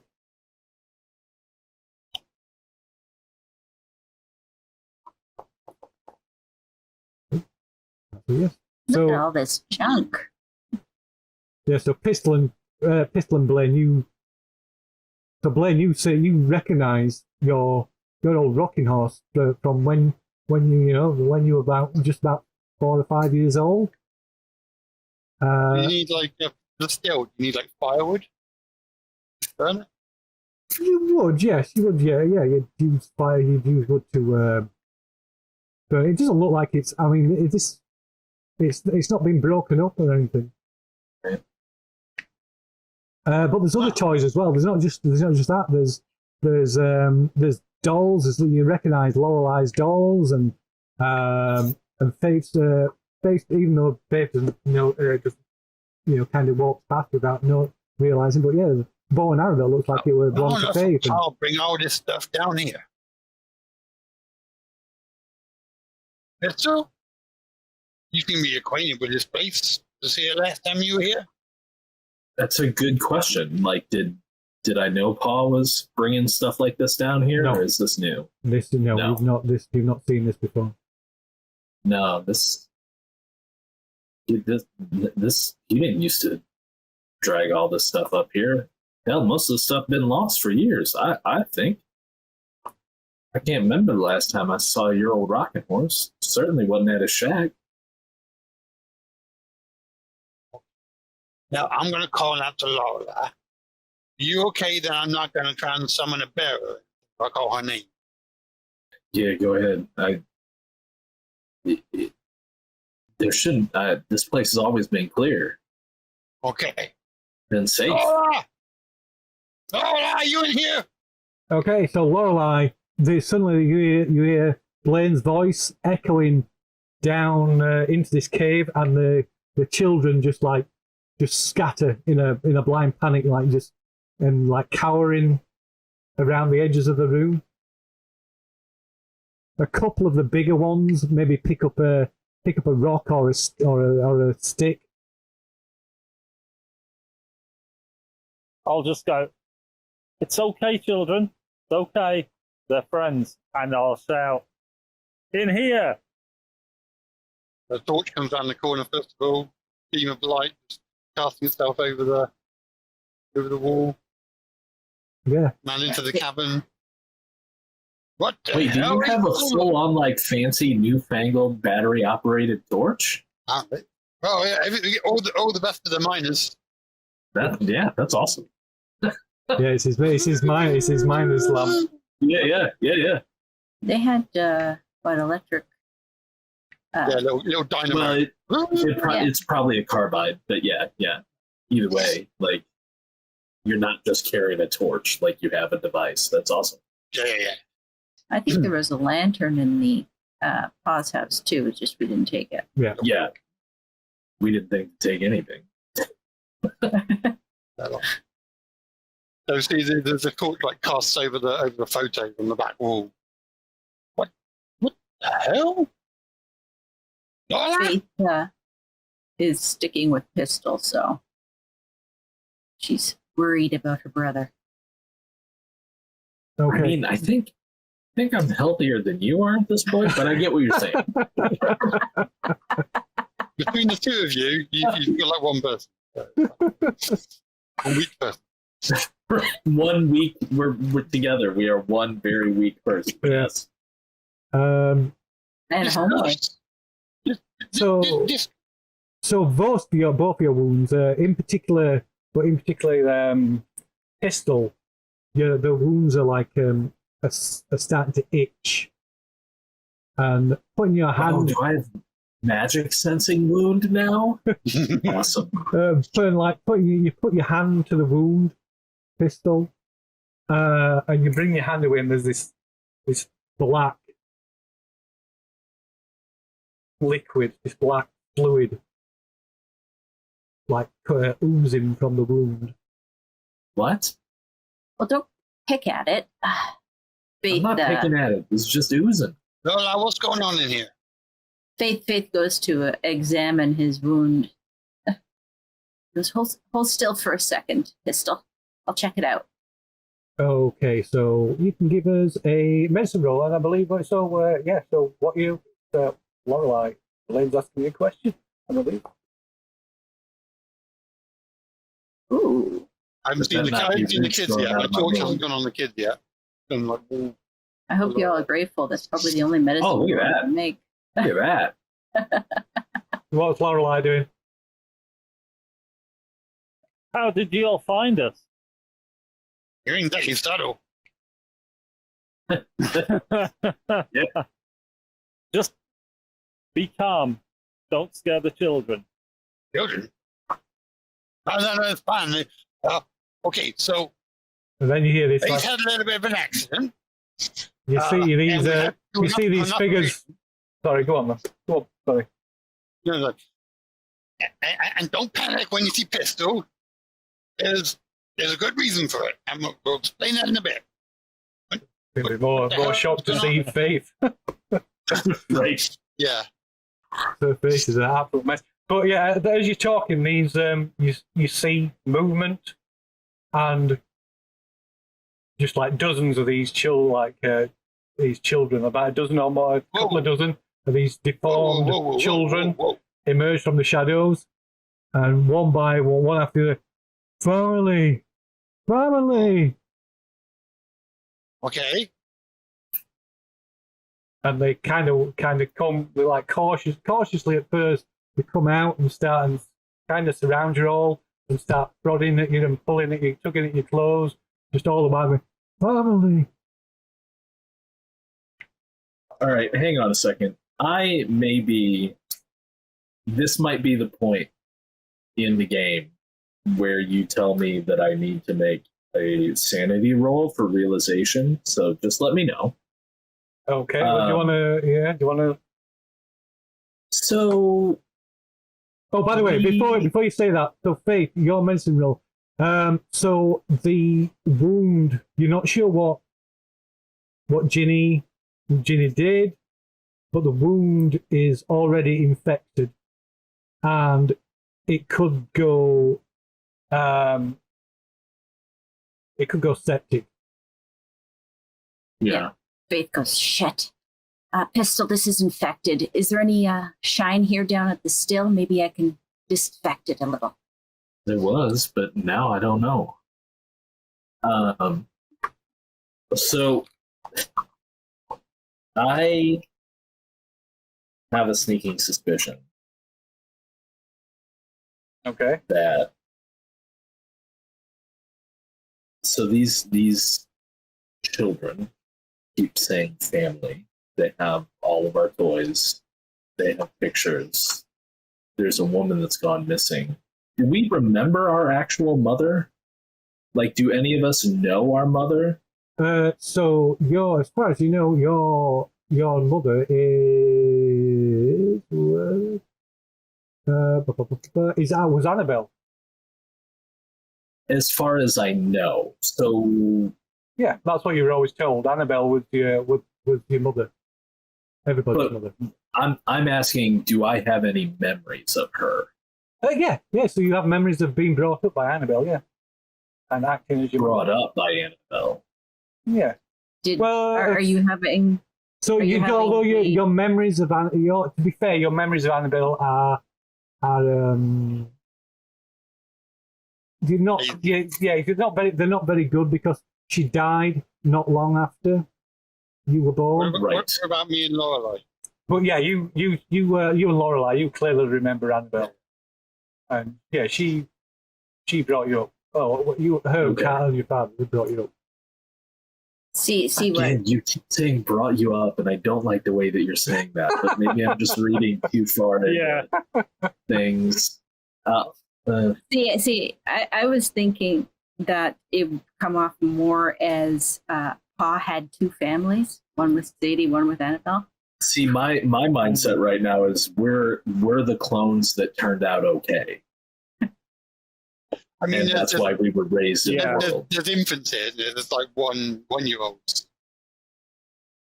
Yeah, but like they just they haven't been able to make them good again the way they made us. Or are they second generation? Right. But I could be way off base, and I don't want to waste time going down that hole. So regardless, Pistol's probably not thinking this. He's looking around at these things saying family. He's like, what is happening here? Everything's holding his side, looking at the black coming out of his wound. He's not okay. Okay. Faith goes rummaging in the still area for alcohol because. Well, I don't know. Is anything of the still left? It's all rotten and fallen apart. But I will let you make a look roll. Maybe there's something, traces of moonshine left in it somewhere that might be Well, actually, there are. Yes, there are some traces of what look like moonshine in the still. Okay. Faith grabs the traces, the little bit of moonshine, and heads over to Pistol and goes, I found something. So I would have directed her towards the still because I have been here. So seeing the condition that it's in, I might be suspicious. Are you going to let me make a roll to determine why not? whether or not it's okay? You can make an idea roll, why not? Before she pours this. Have you got a moonshining skill? I can't remember if you've got a skill with the I do, don't I? Yeah, I'm sure you certainly I do. Yeah. I have distilling. Yes, there you go. You need to roll distilling. It's only 15%. though. Okay. All right. Because you've not learned the arts. You've just been doing the bootlegging, haven't you? Yeah. Oh, look at that. So you know that will be incredibly toxic. Yeah, no, sis, it's gone off. That's not good.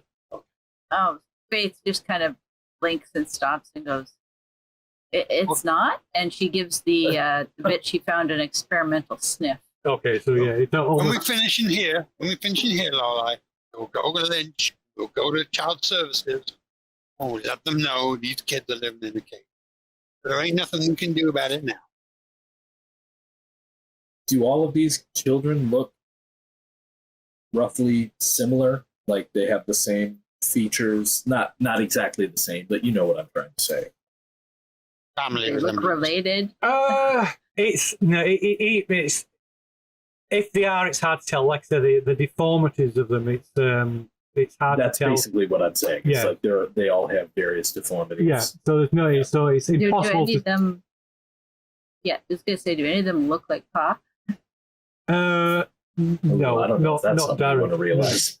But yeah, the deformities is that, but there's no like you can't. It's impossible to see if there's any family resemblance between any of them.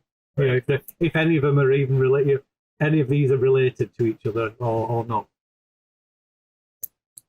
I don't know. At this point, I don't even know. Like, there is a part of Pistol that wonders if they're even human at this point. After dealing with Jack and hearing about, the Crawleys. We need to get out of here. We need to find Pa. Look, Lorelei, when you done run off, we dealt with the thing that was Jack. and we learn that Pa's a ways further north, and I think east from here. The bog. And Yeah, I marked the trees. we need to go help him. We can come back. But we need to resolve the situation first.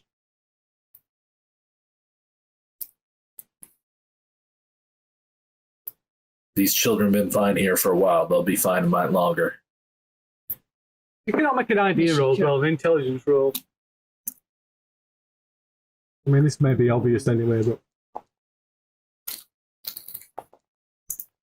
Not Not to me. Point. so That's okay. so Faith Faith, might have- it's probably more appropriate than you realise anyway. So these, you realise, Faith, that the all the tracks that you saw, the like human tracks, the barefooted human tracks, they must have been left by these children. So even the ones that looked like almost like they had that looked clawed, you can see. Claws. Yeah, they haven't got claws as such, but they've got, the feet are deformed. They've got long. Yeah. Some have got like really long nails, and but yeah, you realise that these must be the source of all these tracks. But not only that, the movement, the glimpses of movement you caught in the undergrowth in the forest, and that time when Blaine said he felt somebody tugging at his trousers. You realise that must have been these children. And there was that photograph, another of the photographs that you found With the handprint on it. with a child's handprint, and Yeah. Faith kind of looks over the crowd and goes, I don't know if we can leave them behind. They've been following us the whole way. Well, true. If they're going to follow, they'll follow. But also Blaine, I'm wondering, not necessarily Blaine, did they react at all, these children, when he started talking about Pa? no. Okay. I think they I'm just not know sure the they've got the mental capacity. So Yeah, it's unclear whether they understand what Yeah. you're saying. if they're going to follow, they'll follow. But we got to go. You good with that, Calling it Lorelai? here. Faith nods. We do. We have to Okay. go. We need to come Yeah. back, send people here and force to get these kids out, Lorelai. We can't just do it ourselves. We need to contact the proper authorities once we get done finding Pa. The Faith is going to stick the little bottle of not mint moonshine in her pocket and go. We gotta go. I'll just crouch down and the one that I met first off, I'll just tell him we're gonna come back. We'll look after you. We'll bring you some food. Everything's gonna be all right. Okay. So we need to go and find our family. He kind of just tugs on your dress. Family. Yeah, that's right. Family. And yeah, he gives you the photograph. He gives you the photograph back. The family Thank you photograph. kindly. We'll be back soon. Okay, so as you leave the cave, they all kind of crowd around you and follow you to the entrance. A few of the older ones venture further out and follow you for a good half hour or more. At least as far as you can tell, you lose sight of them after that. Every so often you hear sounds of movement in the undergrowth, in the bushes and the ferns, and you wonder whether some of the children are still following you or not. But you don't catch sight of them again. Faith turns around and goes and calls out, Go on, go back to the cave. Go on now, get. Oh, yeah.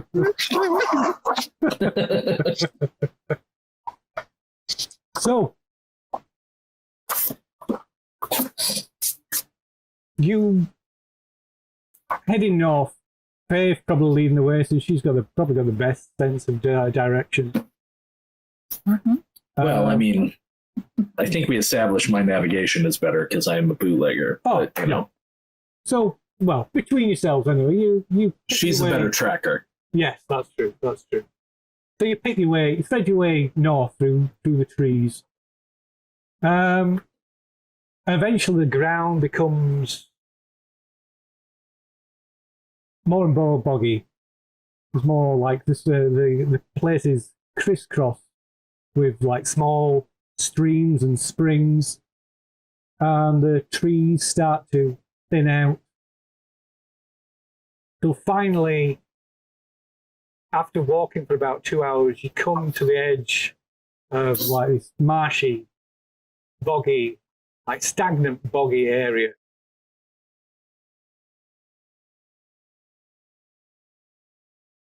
So rich smells of musk and earth choke the air as smoke from burning peat fires diffuses what's left of the day's light into a waning orange pall. All detail is lost to the smog. Only dark shapes in the distance loom out of the smoke as you move forward. Slowly, the eerie landscape of the bogs reveal itself as you make your way to the edge of the water.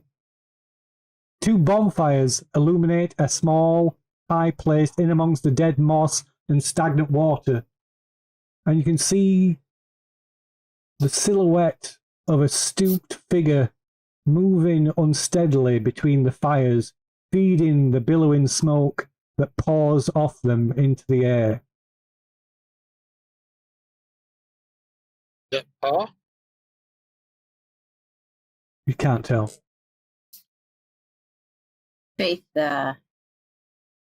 looks at the rest of them and Rex kind of goes, "We need to check it out." And Faith, you stay back and keep that gun on that figure now, so we know who it is. of course. But you're not exactly in fit shape to go traipsing out there. Eugene! Eugene, you come with me, boy. What is? Eugene. Where is it, Faith? Says I ain't going out there. Pistol's already walking Come on, in that Eugene. direction. No, Pistol. You strong breeze is gonna knock you in the swamp, boy. I'm fine. Faith racks the gun and kind of sort of swings at Eugene's direction and goes, Come on, "You really want to stay here?" Right. we need to stay together. I'll go and approach the guy at the bonfire. Okay, so Eugene shrugs and mutters and follows after Blaine. Is everybody going? Yeah, we need to stay together. Faith is going to hang back and keep the gun aimed in the figure's general direction until we're sure who it is. Okay, so she's not crossing the water to this kind of little island. How No. deep is it? It's hard to tell. The water's just black with peat. Oh man. Take a stick. Any stick? Yeah, any sticks about anything like that? we can Yeah. There's plumb plenty. it with. Yeah, you can use to test the water ahead of you. Yeah, sure. So yeah, it's a roll of the dice who reaches out for something first, either Pistol or Blaine, but they're clearly cut from the same cloth as they grab a big old stick and start trudging ahead, trying to find a path through the bog. Okay. So did you say Faith is staying on the bank? Mm-hmm. Okay. So the rest of you step out into the water. So the water, as you step out, the water it almost instantly comes up to your knees, Yeah. and it is numbingly cold and thick with peat and you can feel. You can't see, but Keep that water away from your wound, boy. good point. I don't think the water's something I got to worry about there, Blaine. So, though you can't see where your feet are, you can feel the like uneven ground and the layers of rotting, what must be rotting vegetation, like that creates a thick layer of mud and dead leaves, as well as a network of roots that run through the mud, threatening to entangle your feet and legs and trip you.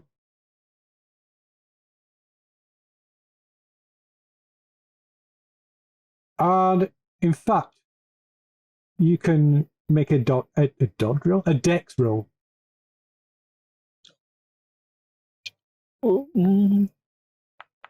Bonus for using the stick? Go on then.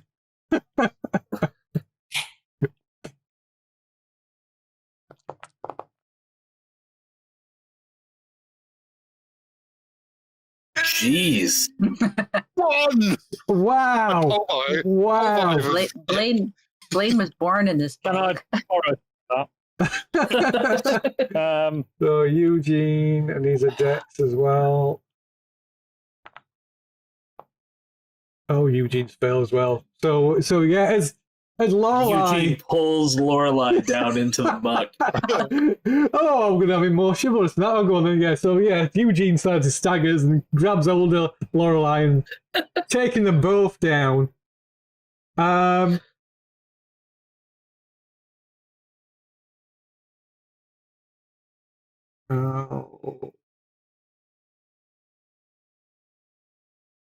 Oh, okay.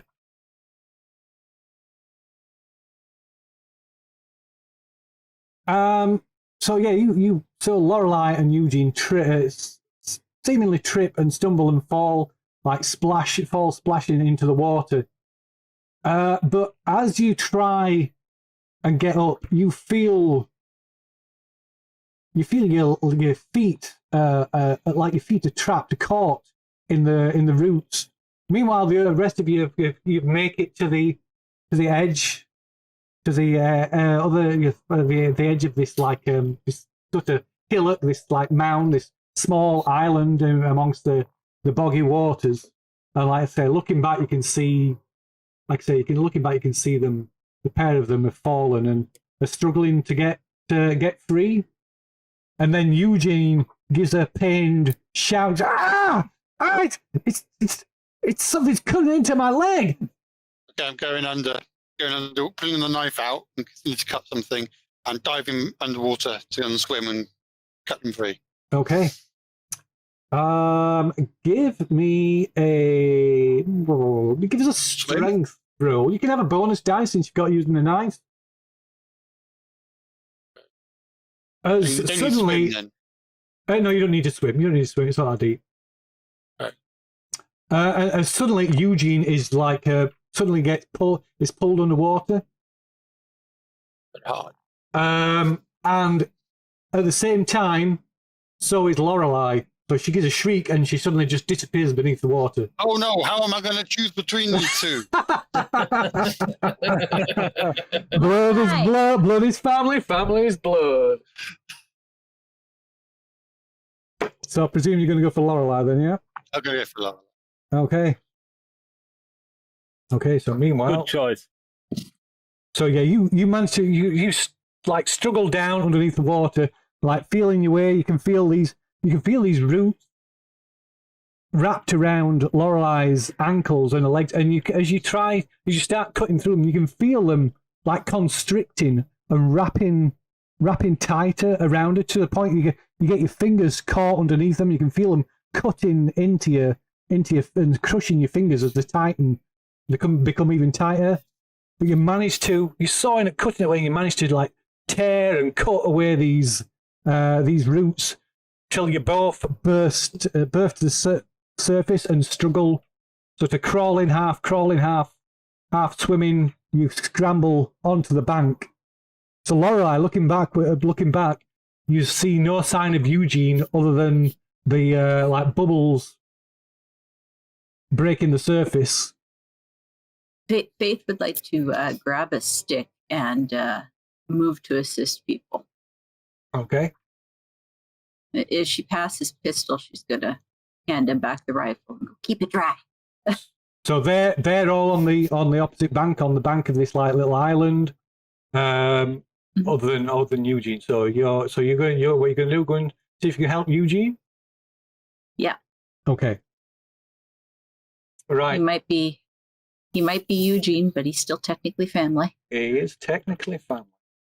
So you struggle through the water Technically. to try and get to Eugene. So you can make a dex check, if you would, please. As you like trip and stumble across these roots, and you could swear these roots are trying like entangling your feet, almost of their own volition. But you manage to pull your feet free, and ducking down into the water, you find, feeling around in the pitch black peaty water. You can feel Eugene, and you can feel him struggling and panicking, and you can make a strength check. Faith is going to pull her pocket knife and attempt to cut him free from. So you can use a bonus dice of your strength check then. She's also open to the option of stripping the clothing off of him with the pocket knife so he can wiggle free, but whatever works. Yeah, whatever works. Okay, so you start cutting through these roots or whatever. Or yes, these roots. You gave me a bonus die, didn't you? I did indeed. Did you not roll with the bonus dice? No, I didn't. That's okay, that's an 8. All right. We'll get there. Okay. So yeah, you managed to cut him free, and gasping and like sort of crawling onto the edge of the bank of this island.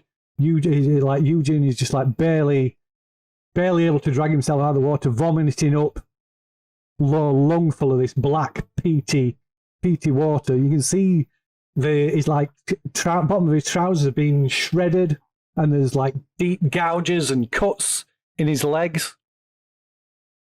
Yeah.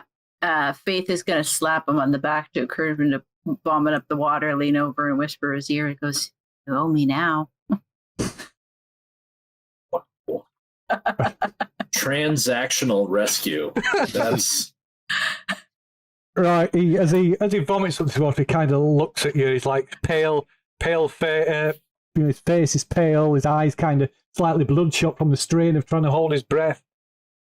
And he almost smiles at this and nods. Thank you, Faith. I owe you. You're right. Family. And he sort of, he kind of like grabs your shoulder and squeezes your shoulder. So meanwhile, By marriage, Eugene, by marriage. In blood. So the rest of you, as you pull, like I say, as you make it onto the bank of this little island, you can see this, like I said, this kind of slumped figure feeding clumps of peat onto these bonfires, increasing the clouds of smoke, this foul smelling peat smoke that's obscuring and blanketing everything. And you, through this thick wreaths of smoke, you can see your father, Carson Taft, barely able to hold himself upright as he leans on a makeshift crutch. Oh, what in tarnation are you doing? Ah! yeah. I run over to him. Pa. Kind of sweet. As you approach him, and he looks around suddenly, like a surprise and confusion on his face, and then it turns to anger. What are you doing here? You shouldn't be here. You can't be here. You damn fool kids! We kind of know what you're doing here. Someone's got to save you from yourself, Pa. We can't be here. I need to end this. I need to end this with Sadie. And what? And you're in no condition. Look at you, man. He puts his hand on your shoulder, and he looks over at Faith, and sort of his face, the look on his face softens, and as he sees Faith and smiles. He says, "I'm not long for this world anyway. I had some. The doctors gave me bad news. I'm afraid your pa is. I don't even know if I'll last the other day. What are you gonna do? I'm real sick. I'm real sick, kids. We understand it's important, but why didn't you come to us? We would have helped you. You shouldn't be here. It isn't safe. It isn't safe." Faith stares at her Pa and kind of pokes her hand a pistol and goes, "Look what your son did to try and help you. And he's got an infection. We need to get this over with and get you both to a hospital." It ain't nothing now, Faith. We'll take care of that when we get to it. We got other concerns. What are you doing out here, Pa? What is with these fires? How do you end this, whatever this is? I ain't got long left. I have to end this. I'm dying, and no, Ginny is old, and there's no one left to take care of the children, of you kids, and I hope in time the Tafts, the children, I gave them the photos. I hope they would recognize family should you ever meet. Who are those children? Who are they, Mama and Papa? And why do they look like they? He turns to Blaine and Lorelei and kind of like staggers, sort of hobbles towards the, and rests his hands on Blaine's shoulders. "Blood is family, boy. Family is blood." You cheated on Mama. Some swamp witch. I don't think it were cheating if it was before, Blaine. Some of those children were like 5, 6. You can all make a psychology roll. Huh? Yeah, Blaine's not, or Pistol's not processing the age.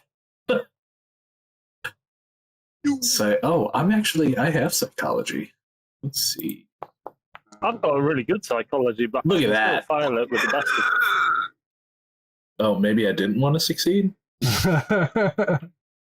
So you can tell if you can tell he's not telling you. He's kind of holding back.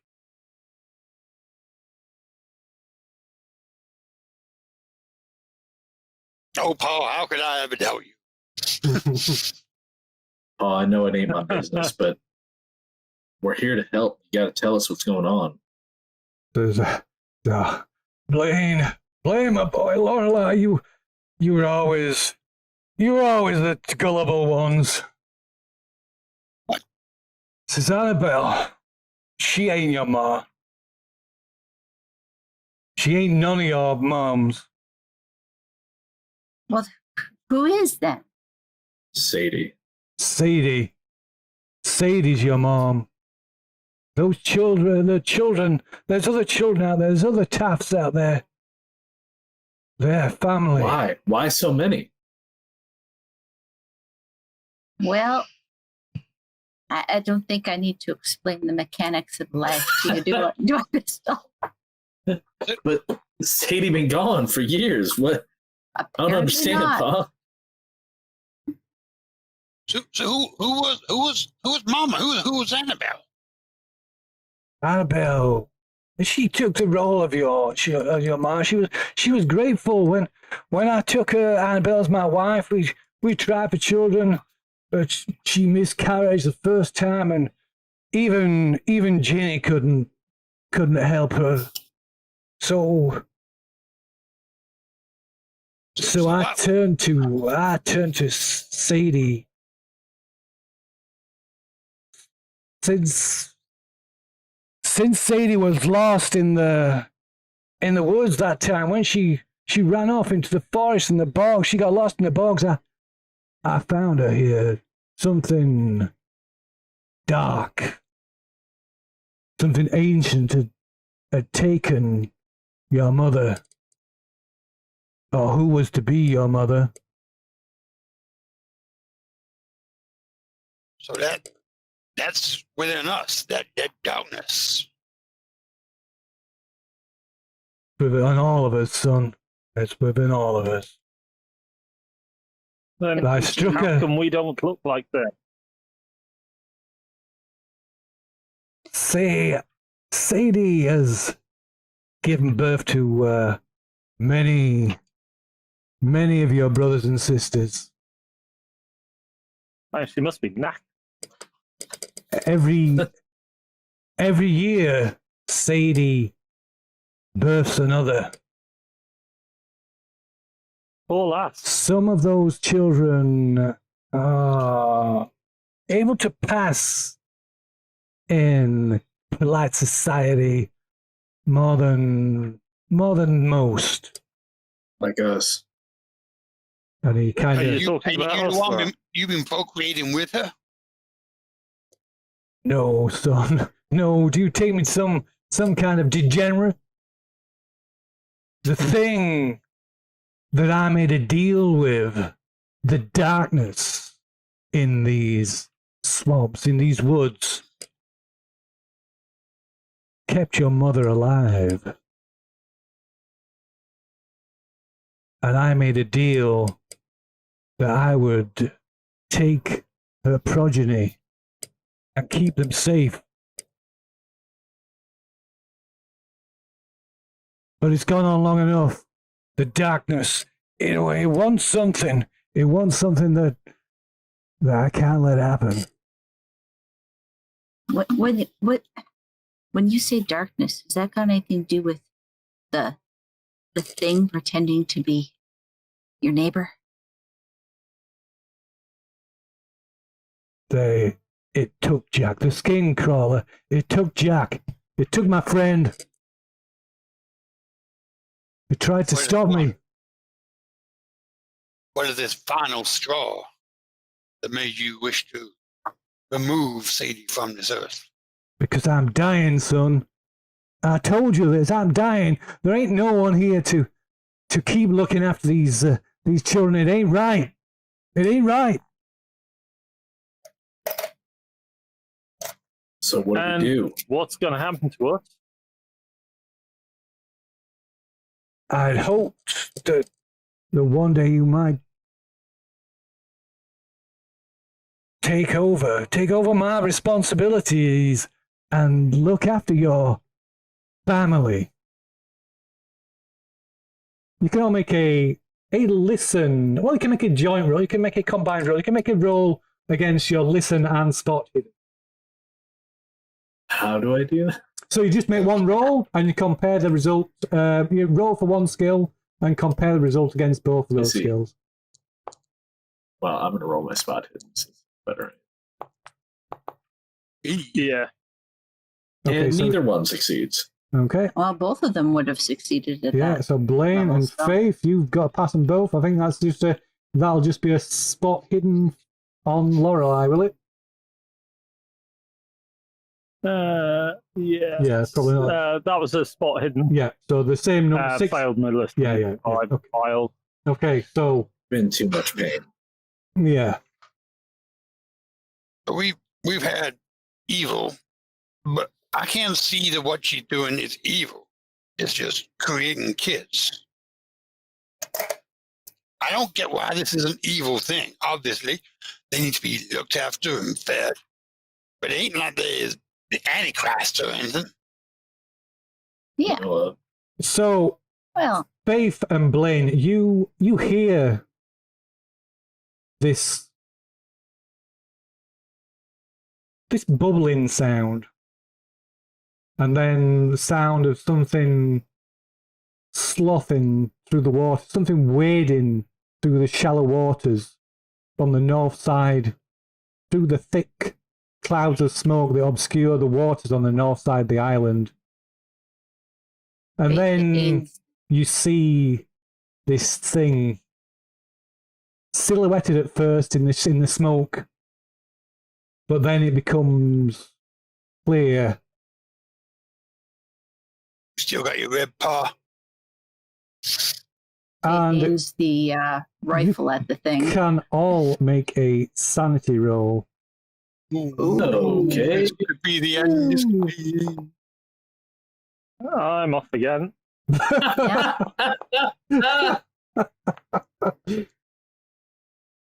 Ooh, Oh, Blaine, a pistol. Rocking it. Okay, so if yeah, you but pass, Right. if you pass, you lose 1d4. If you fail, you lose 1d8. Oh no. Dose. As this, Oh, I'm over. oh dear, Oh, I am over my daily. I'm over my daily. oh dear, Oh, well, oh my Ooh. god, everybody's gone batshit crazy. Except for pistol. Okay, right, so I only lost 4 this time. so you Okay, still you so- still suffer a bout of madness. So if you've gone over a daily, you automatically suffer a bout of madness as you've gone indefinitely insane.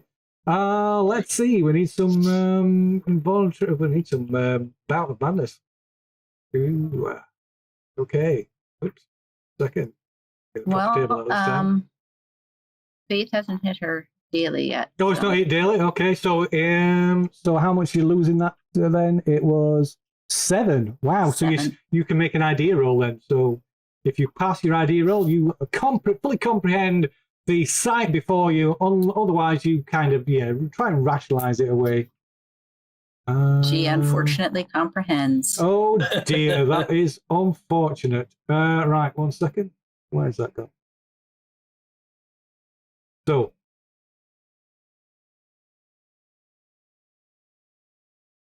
So, striding through the water is something that was once a woman, but has been submerged in the rot and decay of the bog for decades, kept alive by the tainted roots of the darkness that lives here. Now towering 9 feet tall, cancerous bones growing cancerous at odd angles, protruding from a body with all these covered in cancerous growths, long and gnarled, each one threatening to burst free from the pale waterlogged bloated flesh of this form that stinks of stagnant fetid water and putrefied flesh. A lattice of veins and roots intertwine under her loose flesh and trail after her, disappearing like puppet strings into the brackish waters. Covered Mama! in a thick, mucus-like slimy coat, the veins extend into the bog, feeling and reacting to anything that might fall in as food. I've missed you so much, Mama.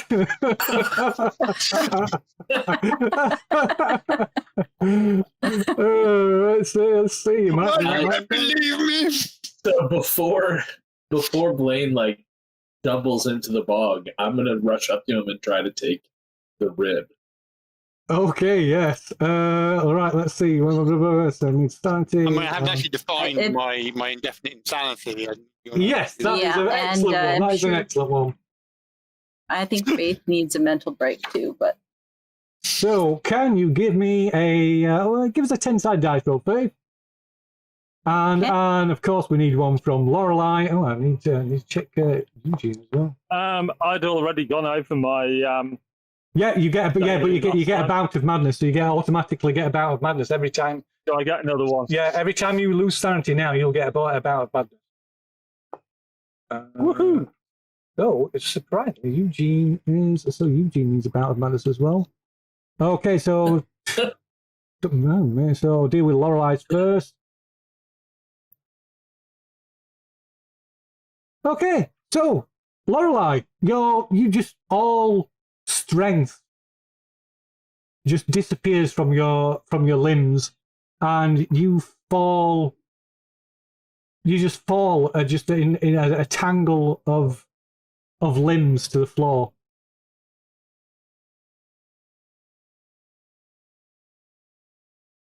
Staring blankly and uncomprehendingly ahead.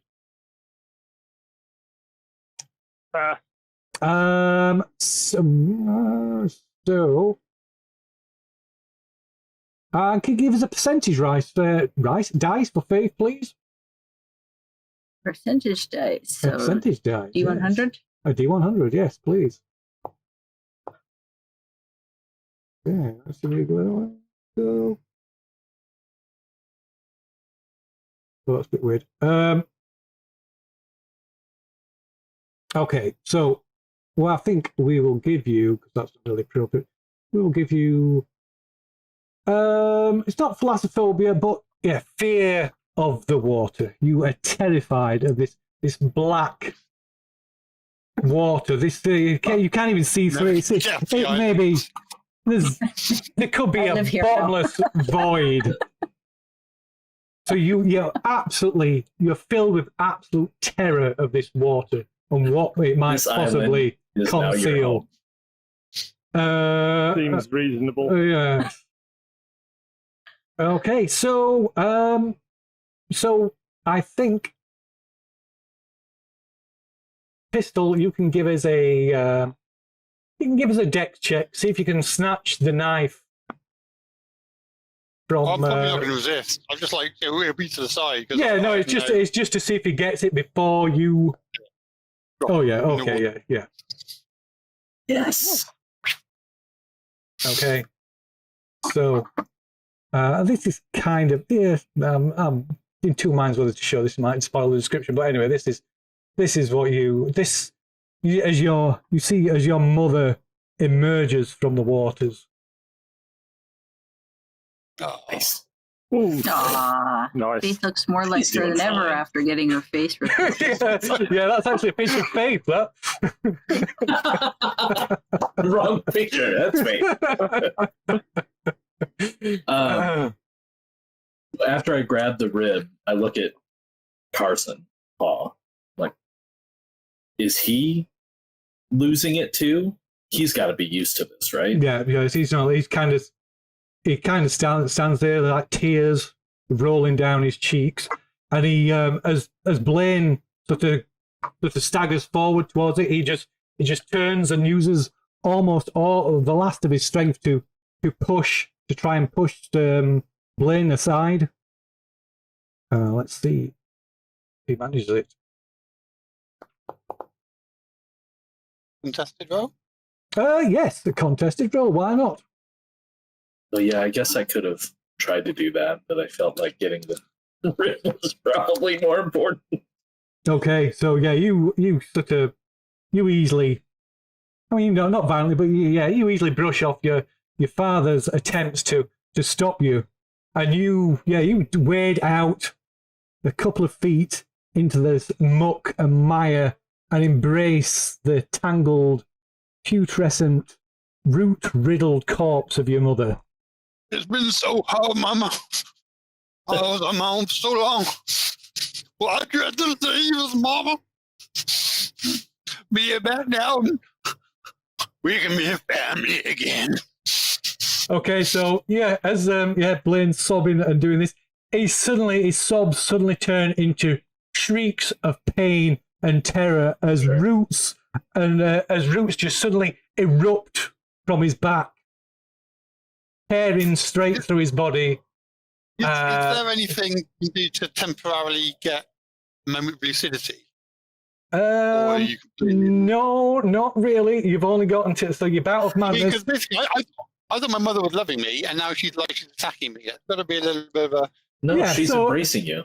Yeah, she's embracing you. Okay. Yeah, you see, to you, she's embracing you. Your bout of madness lasts for 7 rounds, unfortunately. Yeah, it's fine. Including being murdered. Okay, Yeah. fine. Meanwhile, Faith is afraid of the water, but she's not standing in water currently. Can she fire at it? 1 second. So I just need to tell it. So Blaine, you take. Well, she's gonna have to pick up the gun because I dropped it to grab the rib because you gave it to me. Yeah. So, oh dear. So Blaine, you take 22 points of damage. Whoa! Whoa.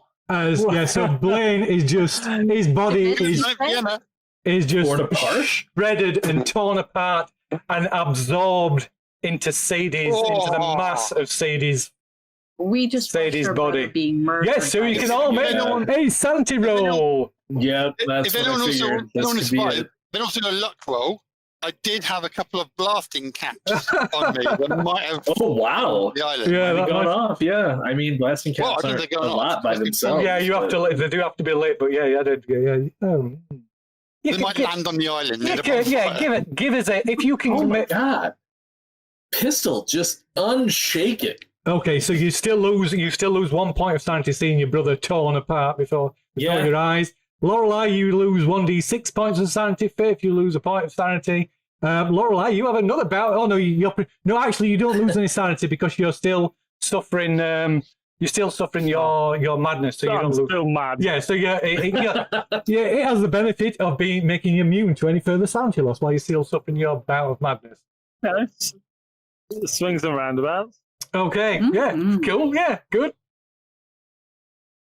So Carson, your father, so his Blaine is torn apart before your eyes. Carson like screaming, "No, Sadie, no!" And he kind of falls to his knees because he's got and you can see another of these bone blades in his hand. And as she's like absorbed something, as she's absorbing Blaine's broken, tattered body into herself, this what can only be described as some sort of mutated form of female genitalia discharges all this brown sludge-like slime. Oh, she's having another kid. And a baby. You can see this like fetal form of a baby flop to the floor, encased in this mucus membrane. My new character. Well, I was going to say, stuff went down too fast when she appeared for anyone to check if she was visibly pregnant. God damn, Paul! How do we stop it? Okay, so sobbing and struggling to his feet, Sadie, and now having deposited her new gift, she slowly starts to turn to head back into the waters. And at this point, Carson lunges at her with the knife. It's time to end this, Sadie! Yeah, I'm gonna have to back him up. So Yeah, Faith is going to dive for the gun. Okay, so let me get these out of the way so I can. So that's that'll be Blaine, no! Sadie. Where do we land? Where do we land on the blasting caps? Oh, so give me a. Did you give me a hard luck roll? Posthumous luck roll. A posthumous luck roll. Has to be a hard success. Maybe one or two of them might have landed with your gobbets of flesh onto the island. No. Nope. nope. Unfortunately not. They are consumed along with your body. Okay, so let's see. So Eugene is currently having a bout of madness. Lorelei's sort of laid on the floor. So it's just Faith and Pistol, the twins. And Carson. And Carson, of course, and Carson. So yes. Let me just get old Dad There's Dad. Have you seen a picture of Dad? That's Dad. I don't think we have. There's Dad. Oh, yeah. Oh, bless him. He's, There you go. There's your new character.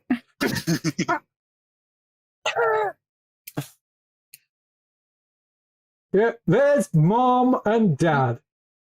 Oh, I love it. You can even keep the same accent. The family reunion. yeah. I think Yeah. Dad's punching above his weight. But it's fine.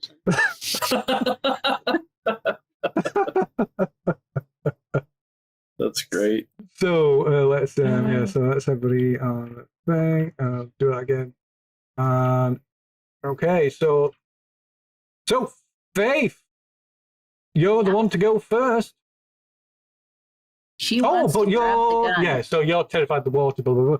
So yeah, that is going to last. I think set the duration of your bout of madness. Not that way, that'll be a very long one. So your bout of madness will last 5 rounds. So you won't go near the water. You will not get any close to the water while you're the bout of madness. Well, the gun's not close to the water. Yeah, so she's diving for the gun. You've got a Fortunately, gun. it's a ranged weapon. So Yeah. Okay, so you grab the gun from the floor. and aim it at what is technically her mother. Yep. That ain't my mother. Technically. I mean, we could do the whole, your mother is actually the person that, made you lunches as a kid and hugged you and stuff. Annabelle. Well, yeah. How do you think Pistol's staying sane? It ain't his mother. Exactly. That's just your egg donor.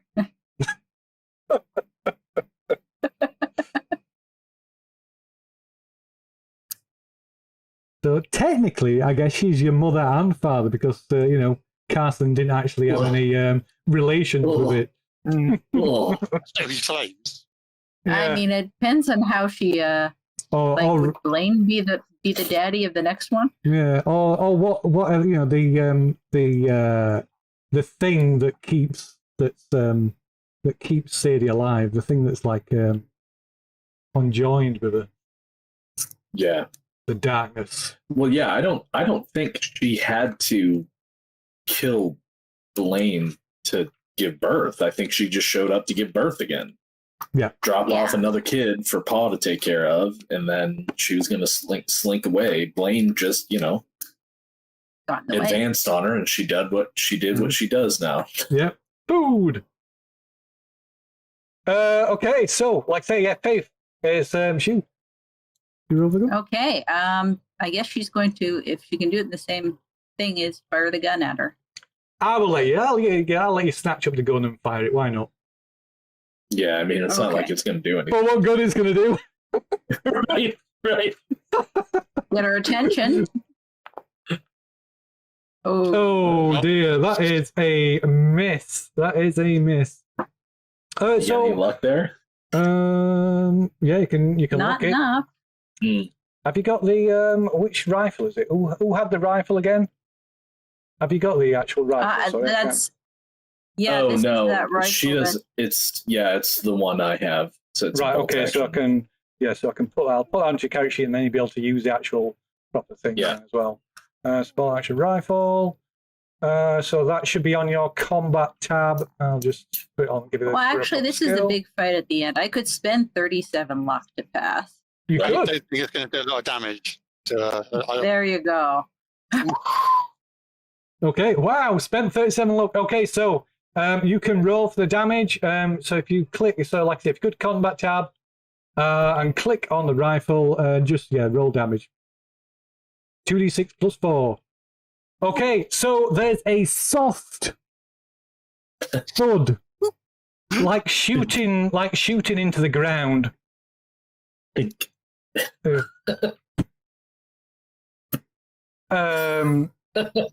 you can. It barely penetrates the surface, or if it does, then it maybe even just comes out just clean out the other side, and does almost no damage at all.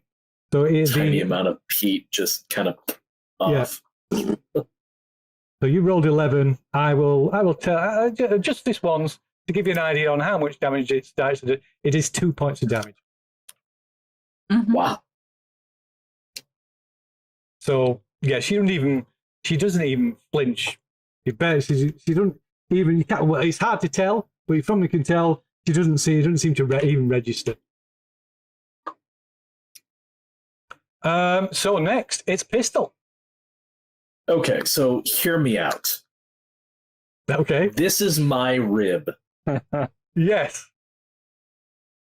I argue that as it is technically a part of my body, I should be able to use the brawl skill instead of the knife skill. Oh no, which it I is do the not have. it is the brawl skill. It So would brawl, be brawl. Yeah, Nice. knife is brawl. So small weapon. Oh, is it? Okay. Yeah. Small weapons like a knife is used as brawl. Oh, okay. Excellent. Good. Then I am going to. How far from shore is she?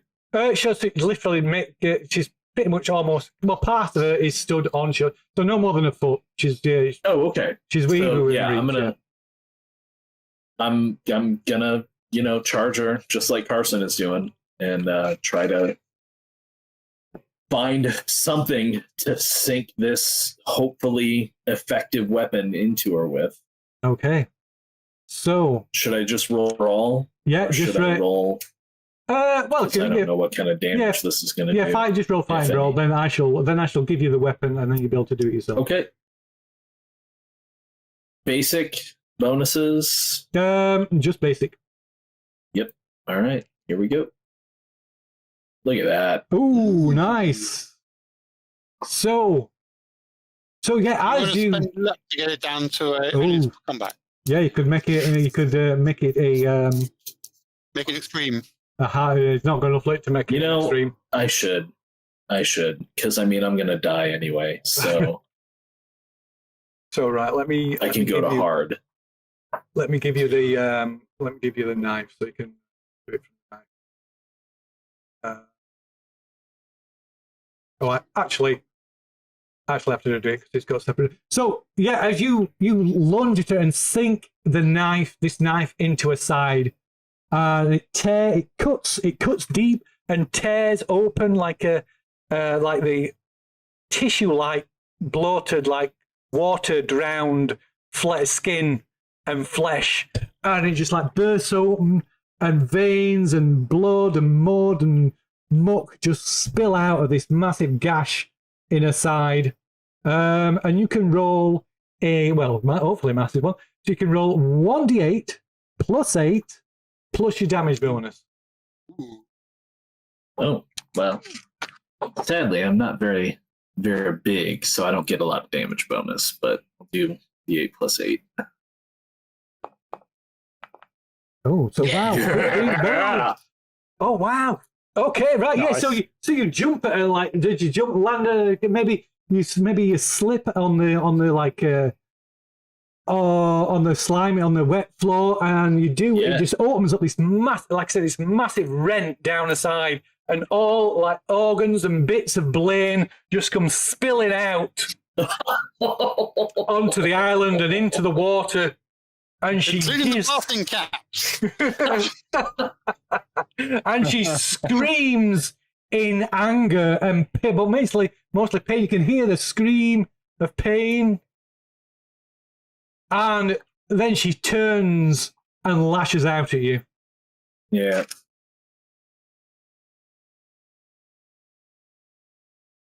You can, of course, dodge or fight back. I'm gonna fight back. Okay, I'm all in. give us a fighting brawl roll then, which would be with your knife, I guess. Yep. Uh-oh. Oh wow. Oh dear. I'm afraid she just got a critical success. Oops. Oh no. All right. Let's do it. Here it is. Oh dear. So that's a maximum I got damage. 7 hit points. I can make it. You'll be fine. Oh, Just land on- okay. Just don't land in the water, and I'm not in the Faith water. can- Oh, Yeah, Faith can pack you up. she rolled Oh, well, unless really. she She dumps me rolled in. really low. But there is she has critical, so that's a so you take 13 points of damage Oh, Yep. as she she just lashes out this like limb that's sort of like a network of like rotted muscles and roots and wood, Yeah. and she just lashes out, smashing into you. Like you feel your ribs shatter, puncturing your lungs, rupturing internal organs as you like hit the floor, and you're dead before you hit the floor. No. come on, Carson. You can do this. Yeah. And So next is Carson.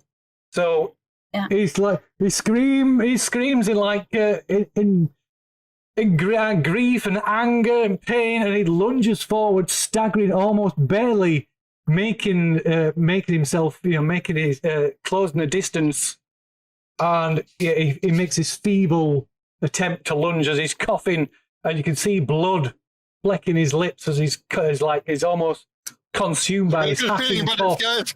this, guys. Baseball, here it comes. Oh, Well, no, so he stumbles and falls, missing, just like sort of does he not hits. have any, does he not have any luck? Does he not have any lucky hits? No. So he kind of trips and stumbles forward, just falling into her, and the knife falls from his hand, splashing into the water. Oh no, Faith's never going to get that. No. Oh god. So, Faith, what are you doing? well, she's not going for the knife that splashed in the water. Is there anything on land that she can get to? There's some bonfire. There's these peat bonfires. Throw a torch at her, then try to get the blasting caps. Faith grabs a torch from the fire and grabs the bottle of not moonshine Okay. and flings them one after the other at Sadie. Okay. So give me. I'll not make a throw. Well, actually, no. Give us a dex roll. We can give us a dex roll for the bottle. Okay. Okay. Oh. That's good. So yeah, you throw it and give me a luck roll. See if it smashes. I have 6 luck left. Oh, you're kidding. Okay, so yeah, you throw the bottle and it just lodges in the muck on the side. But Dink, it stays dink, on her, dink. so But it doesn't break. can she? I guess she still has the torch. But she has to She wait does? next turn. Yes, I guess so. Or you could whack, or you could go and physically hit her with it. Try and hit the bottle with it. I If guess. she's on land, she could do that. Yes. So yes. So yes, She's- yes, that's a good point. So in fact, Sadie does at this point. Your mother turns and rounds on a errant naughty children, and she advances upon you, Amazing. towering above you. This all 9 foot of her, as like say her insides, they continue to pour out from this massive gash on her side that Pistol made. And yeah, she lashes out at you. Okay. So you can dodge or you can fight back. It's up to you. Those are She's fighting like back. dodge. Oh yeah, Yeah. fighting back could be to try and smash the torch on the bottle. Well, I mean, yeah, she could try and smash the torch on the bottle, but what's her brawl again? Her dodge is technically better. You know what? Let's risk it for the biscuit. She's going to try and smash the bottle with the torch. Okay. Probably our only chance. Oh! Look at that. Ooh. Okay, so hopefully, just have to check, make sure she doesn't get a Spend- critical spend one success. Spend 1 luck to get it down to a hard. Oh, and she misses. She misses. So yeah, you smash. You hit the bottle and it smashes and suddenly it like flares up and flames like spread out across Sadie's flank and she screams and like recoils as a body just the rest of her bulk just like fractures and bursts and this steaming mass just collapses into the marsh.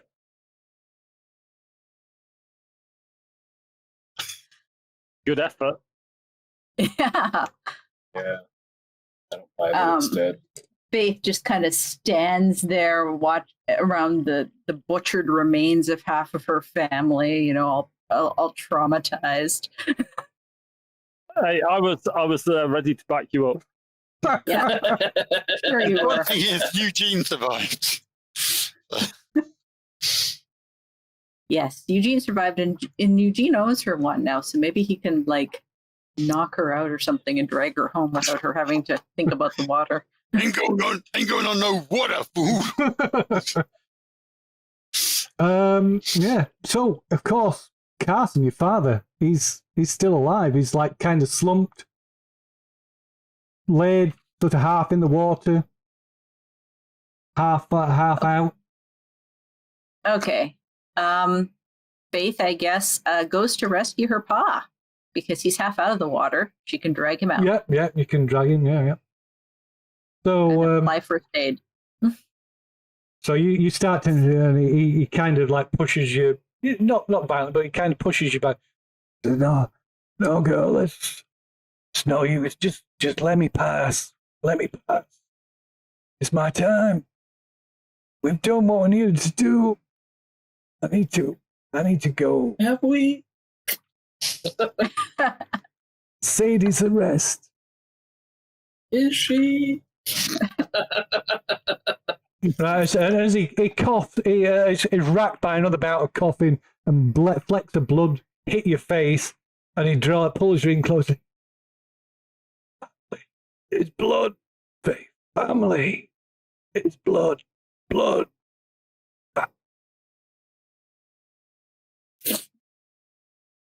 And Faith starts crying. But, you know, he's still thinking. Except for Eugene. Eugene's not blood. Wow. Cold. So yeah, as you sob, holding your dead pa in your arms, eventually Eugene and Lorelei come to the senses, and your fear of the black waters subside. All sign of Sadie have sunk beneath the surface. Pistol's broken body lies over to one side, and all you can see of Blaine are some bloody chunks of flesh. Faith goes looking for the baby that Sadie dropped. Okay, so yeah, you find it just not just a few feet from where you sat. You can make a medicine roll.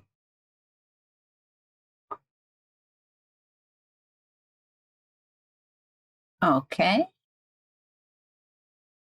So what's Lorelei doing? You come to your senses. Maybe not being fully aware of what's been going on. Well, I'll go and check on my dad. Okay, so you can see, his eyes are open, staring blankly at the sky. You can be comforted to know that Faith was with him as he died. He didn't die alone. Well, you know, that's a comfort of sorts. Yeah. Blaine and Pistol died surrounded by family. So Faith, you can detect this baby. It's still alive. Okay. Faith is going to kind of pop the little mucus thing over it and pull the baby out. Okay. So yeah, you have to dig your fingers into this slimy brown mucus membrane, and tearing it open. And as you do, there's a kind of a choke and a splutter, and then the baby starts to cry. These piercing cries that shatter the silence around you. And it opens its eyes. And as it opens its eyes, you see its eyes are maybe unnaturally large. They look normal. Other than that, they look normal, but they look unnaturally large. Maybe slightly bulbous. And one of its legs is slightly got a slight twist to it, but it looks more or less human, Okay. like yourself. Faith is going to pick the baby up and go over to Lorelei and go, "It's over, I think. Finally over." And she's going to offer her the baby and go, "Do you want it?" Is it a boy or a girl, by the way? It is a boy. Okay. Do you want him? I'll take the baby. Don't have a lot of choice, really. Somebody needs to look after it, and I'll just go, "Eugene, look what God has given us." Eugene's I kind think of it's time to go home. yeah. Eugene doesn't say saying this. Just this shell-shocked look on his face. Yeah. Faith is like, "Oh, God." And Hey, God. hey, God, yeah. And like, "Let's go." And she picks up the gun and starts staggering away from the island back the way they came. Okay. So what are you doing? What are you doing about the children in the cave? Well, I think what we were going to do is sick social services in an orphanage on them. Okay. Family is blood. Yeah. Mm-hmm. Okay. Have a cricket team. Like, sure, we could technically say we could take care of them, but that's a lot of kids for just the few of us. That is too many kids. Yeah. Yeah. Like, Yeah. keep them all fed. And clearly, Carson wasn't doing that good of a job. He couldn't clothe them all, Yeah.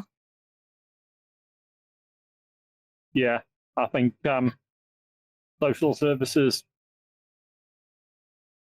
gotta be. Okay.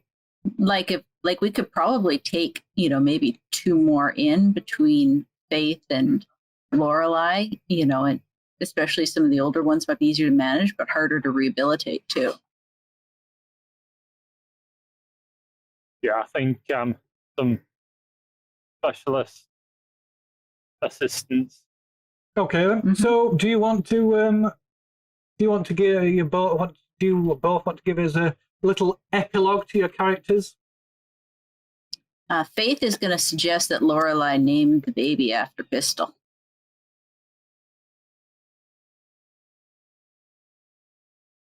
Or Blaine. That's probably the nice thing to do. I think and to probably inherit what's left of Blaine's money. Bless him. And myself and Eugene, and I guess Faith, if she wants to come with us. I think we're going to move to the city. Yeah. With the baby. Faith is no longer wanting to have anything to do with the bog or these woods, and Yeah, I don't think we can live here anymore. I've always wanted to get away from here, and I think this is going to give the little gentle push that it's going to take to finally move out of the area. Yeah, just gentle, nudge in the right direction. But Faith is going to get a job and have her own place separate from Lorelei and Eugene. Good. and probably be darkly teetotal from this point on. So you leave the hollow behind, leave poor folk behind, move on to a new life, perhaps a better life. You raise the new boy. So what were you called? What Can't be much worse. What was it? What was the name? What were you going to name the baby again? The child? It could be something like Blaine Pistol, whatever her last name is with Eugene. Nan. Blaine Pistol Nan, something like that. I think Okay. Carson, but Hey, you can have multiple middle names. It could be Blaine Pistol Carson Nan. Okay, so you're going with Blaine Piston Carson. Nan. Okay, very good. That's a lot of names Yeah. for one kid to live for, though. So yeah, you raise. It is. I'm just going to call him Blaine. You raise Blaine as a normal child out in the normal world, giving them a chance to grow up to be quite normal. Despite the slightly odd appearance and the disability with the slight disability with the leg. They prove to be quite intelligent, loving child that accepts you accepts Lorelei and Eugene as the parents and never questions it. I almost forgot, she's got that messed up thing on her face. I suppose Faith could actually see if she could get her face fixed at a proper hospital. Yeah. Yeah, you might be. Yeah, you might be. It'll be expensive. So yeah, maybe you work towards saving them. Work hard. Work towards saving the money to be able to afford what limited plastic surgery is available at this time, or maybe get one of those. You're looking at like a wax and mask fashion to cover up. Yeah, get the whole Phantom of the Opera look going on. There's some amazing Yeah. things with the wax masks and stuff. But it's costly, expensive. And so you kind of settle into a normal life, putting the events of those days, of that day behind you. Your house sits maybe more, can't afford to live in a particularly affluent part of the city. So your house sits in the suburbs at the edge of the woods. And on some nights, the woods are dark and the shadows in the woods darker. And on occasion, you think you see small, childlike figures out in the woods. Then one day, Jack comes knocking.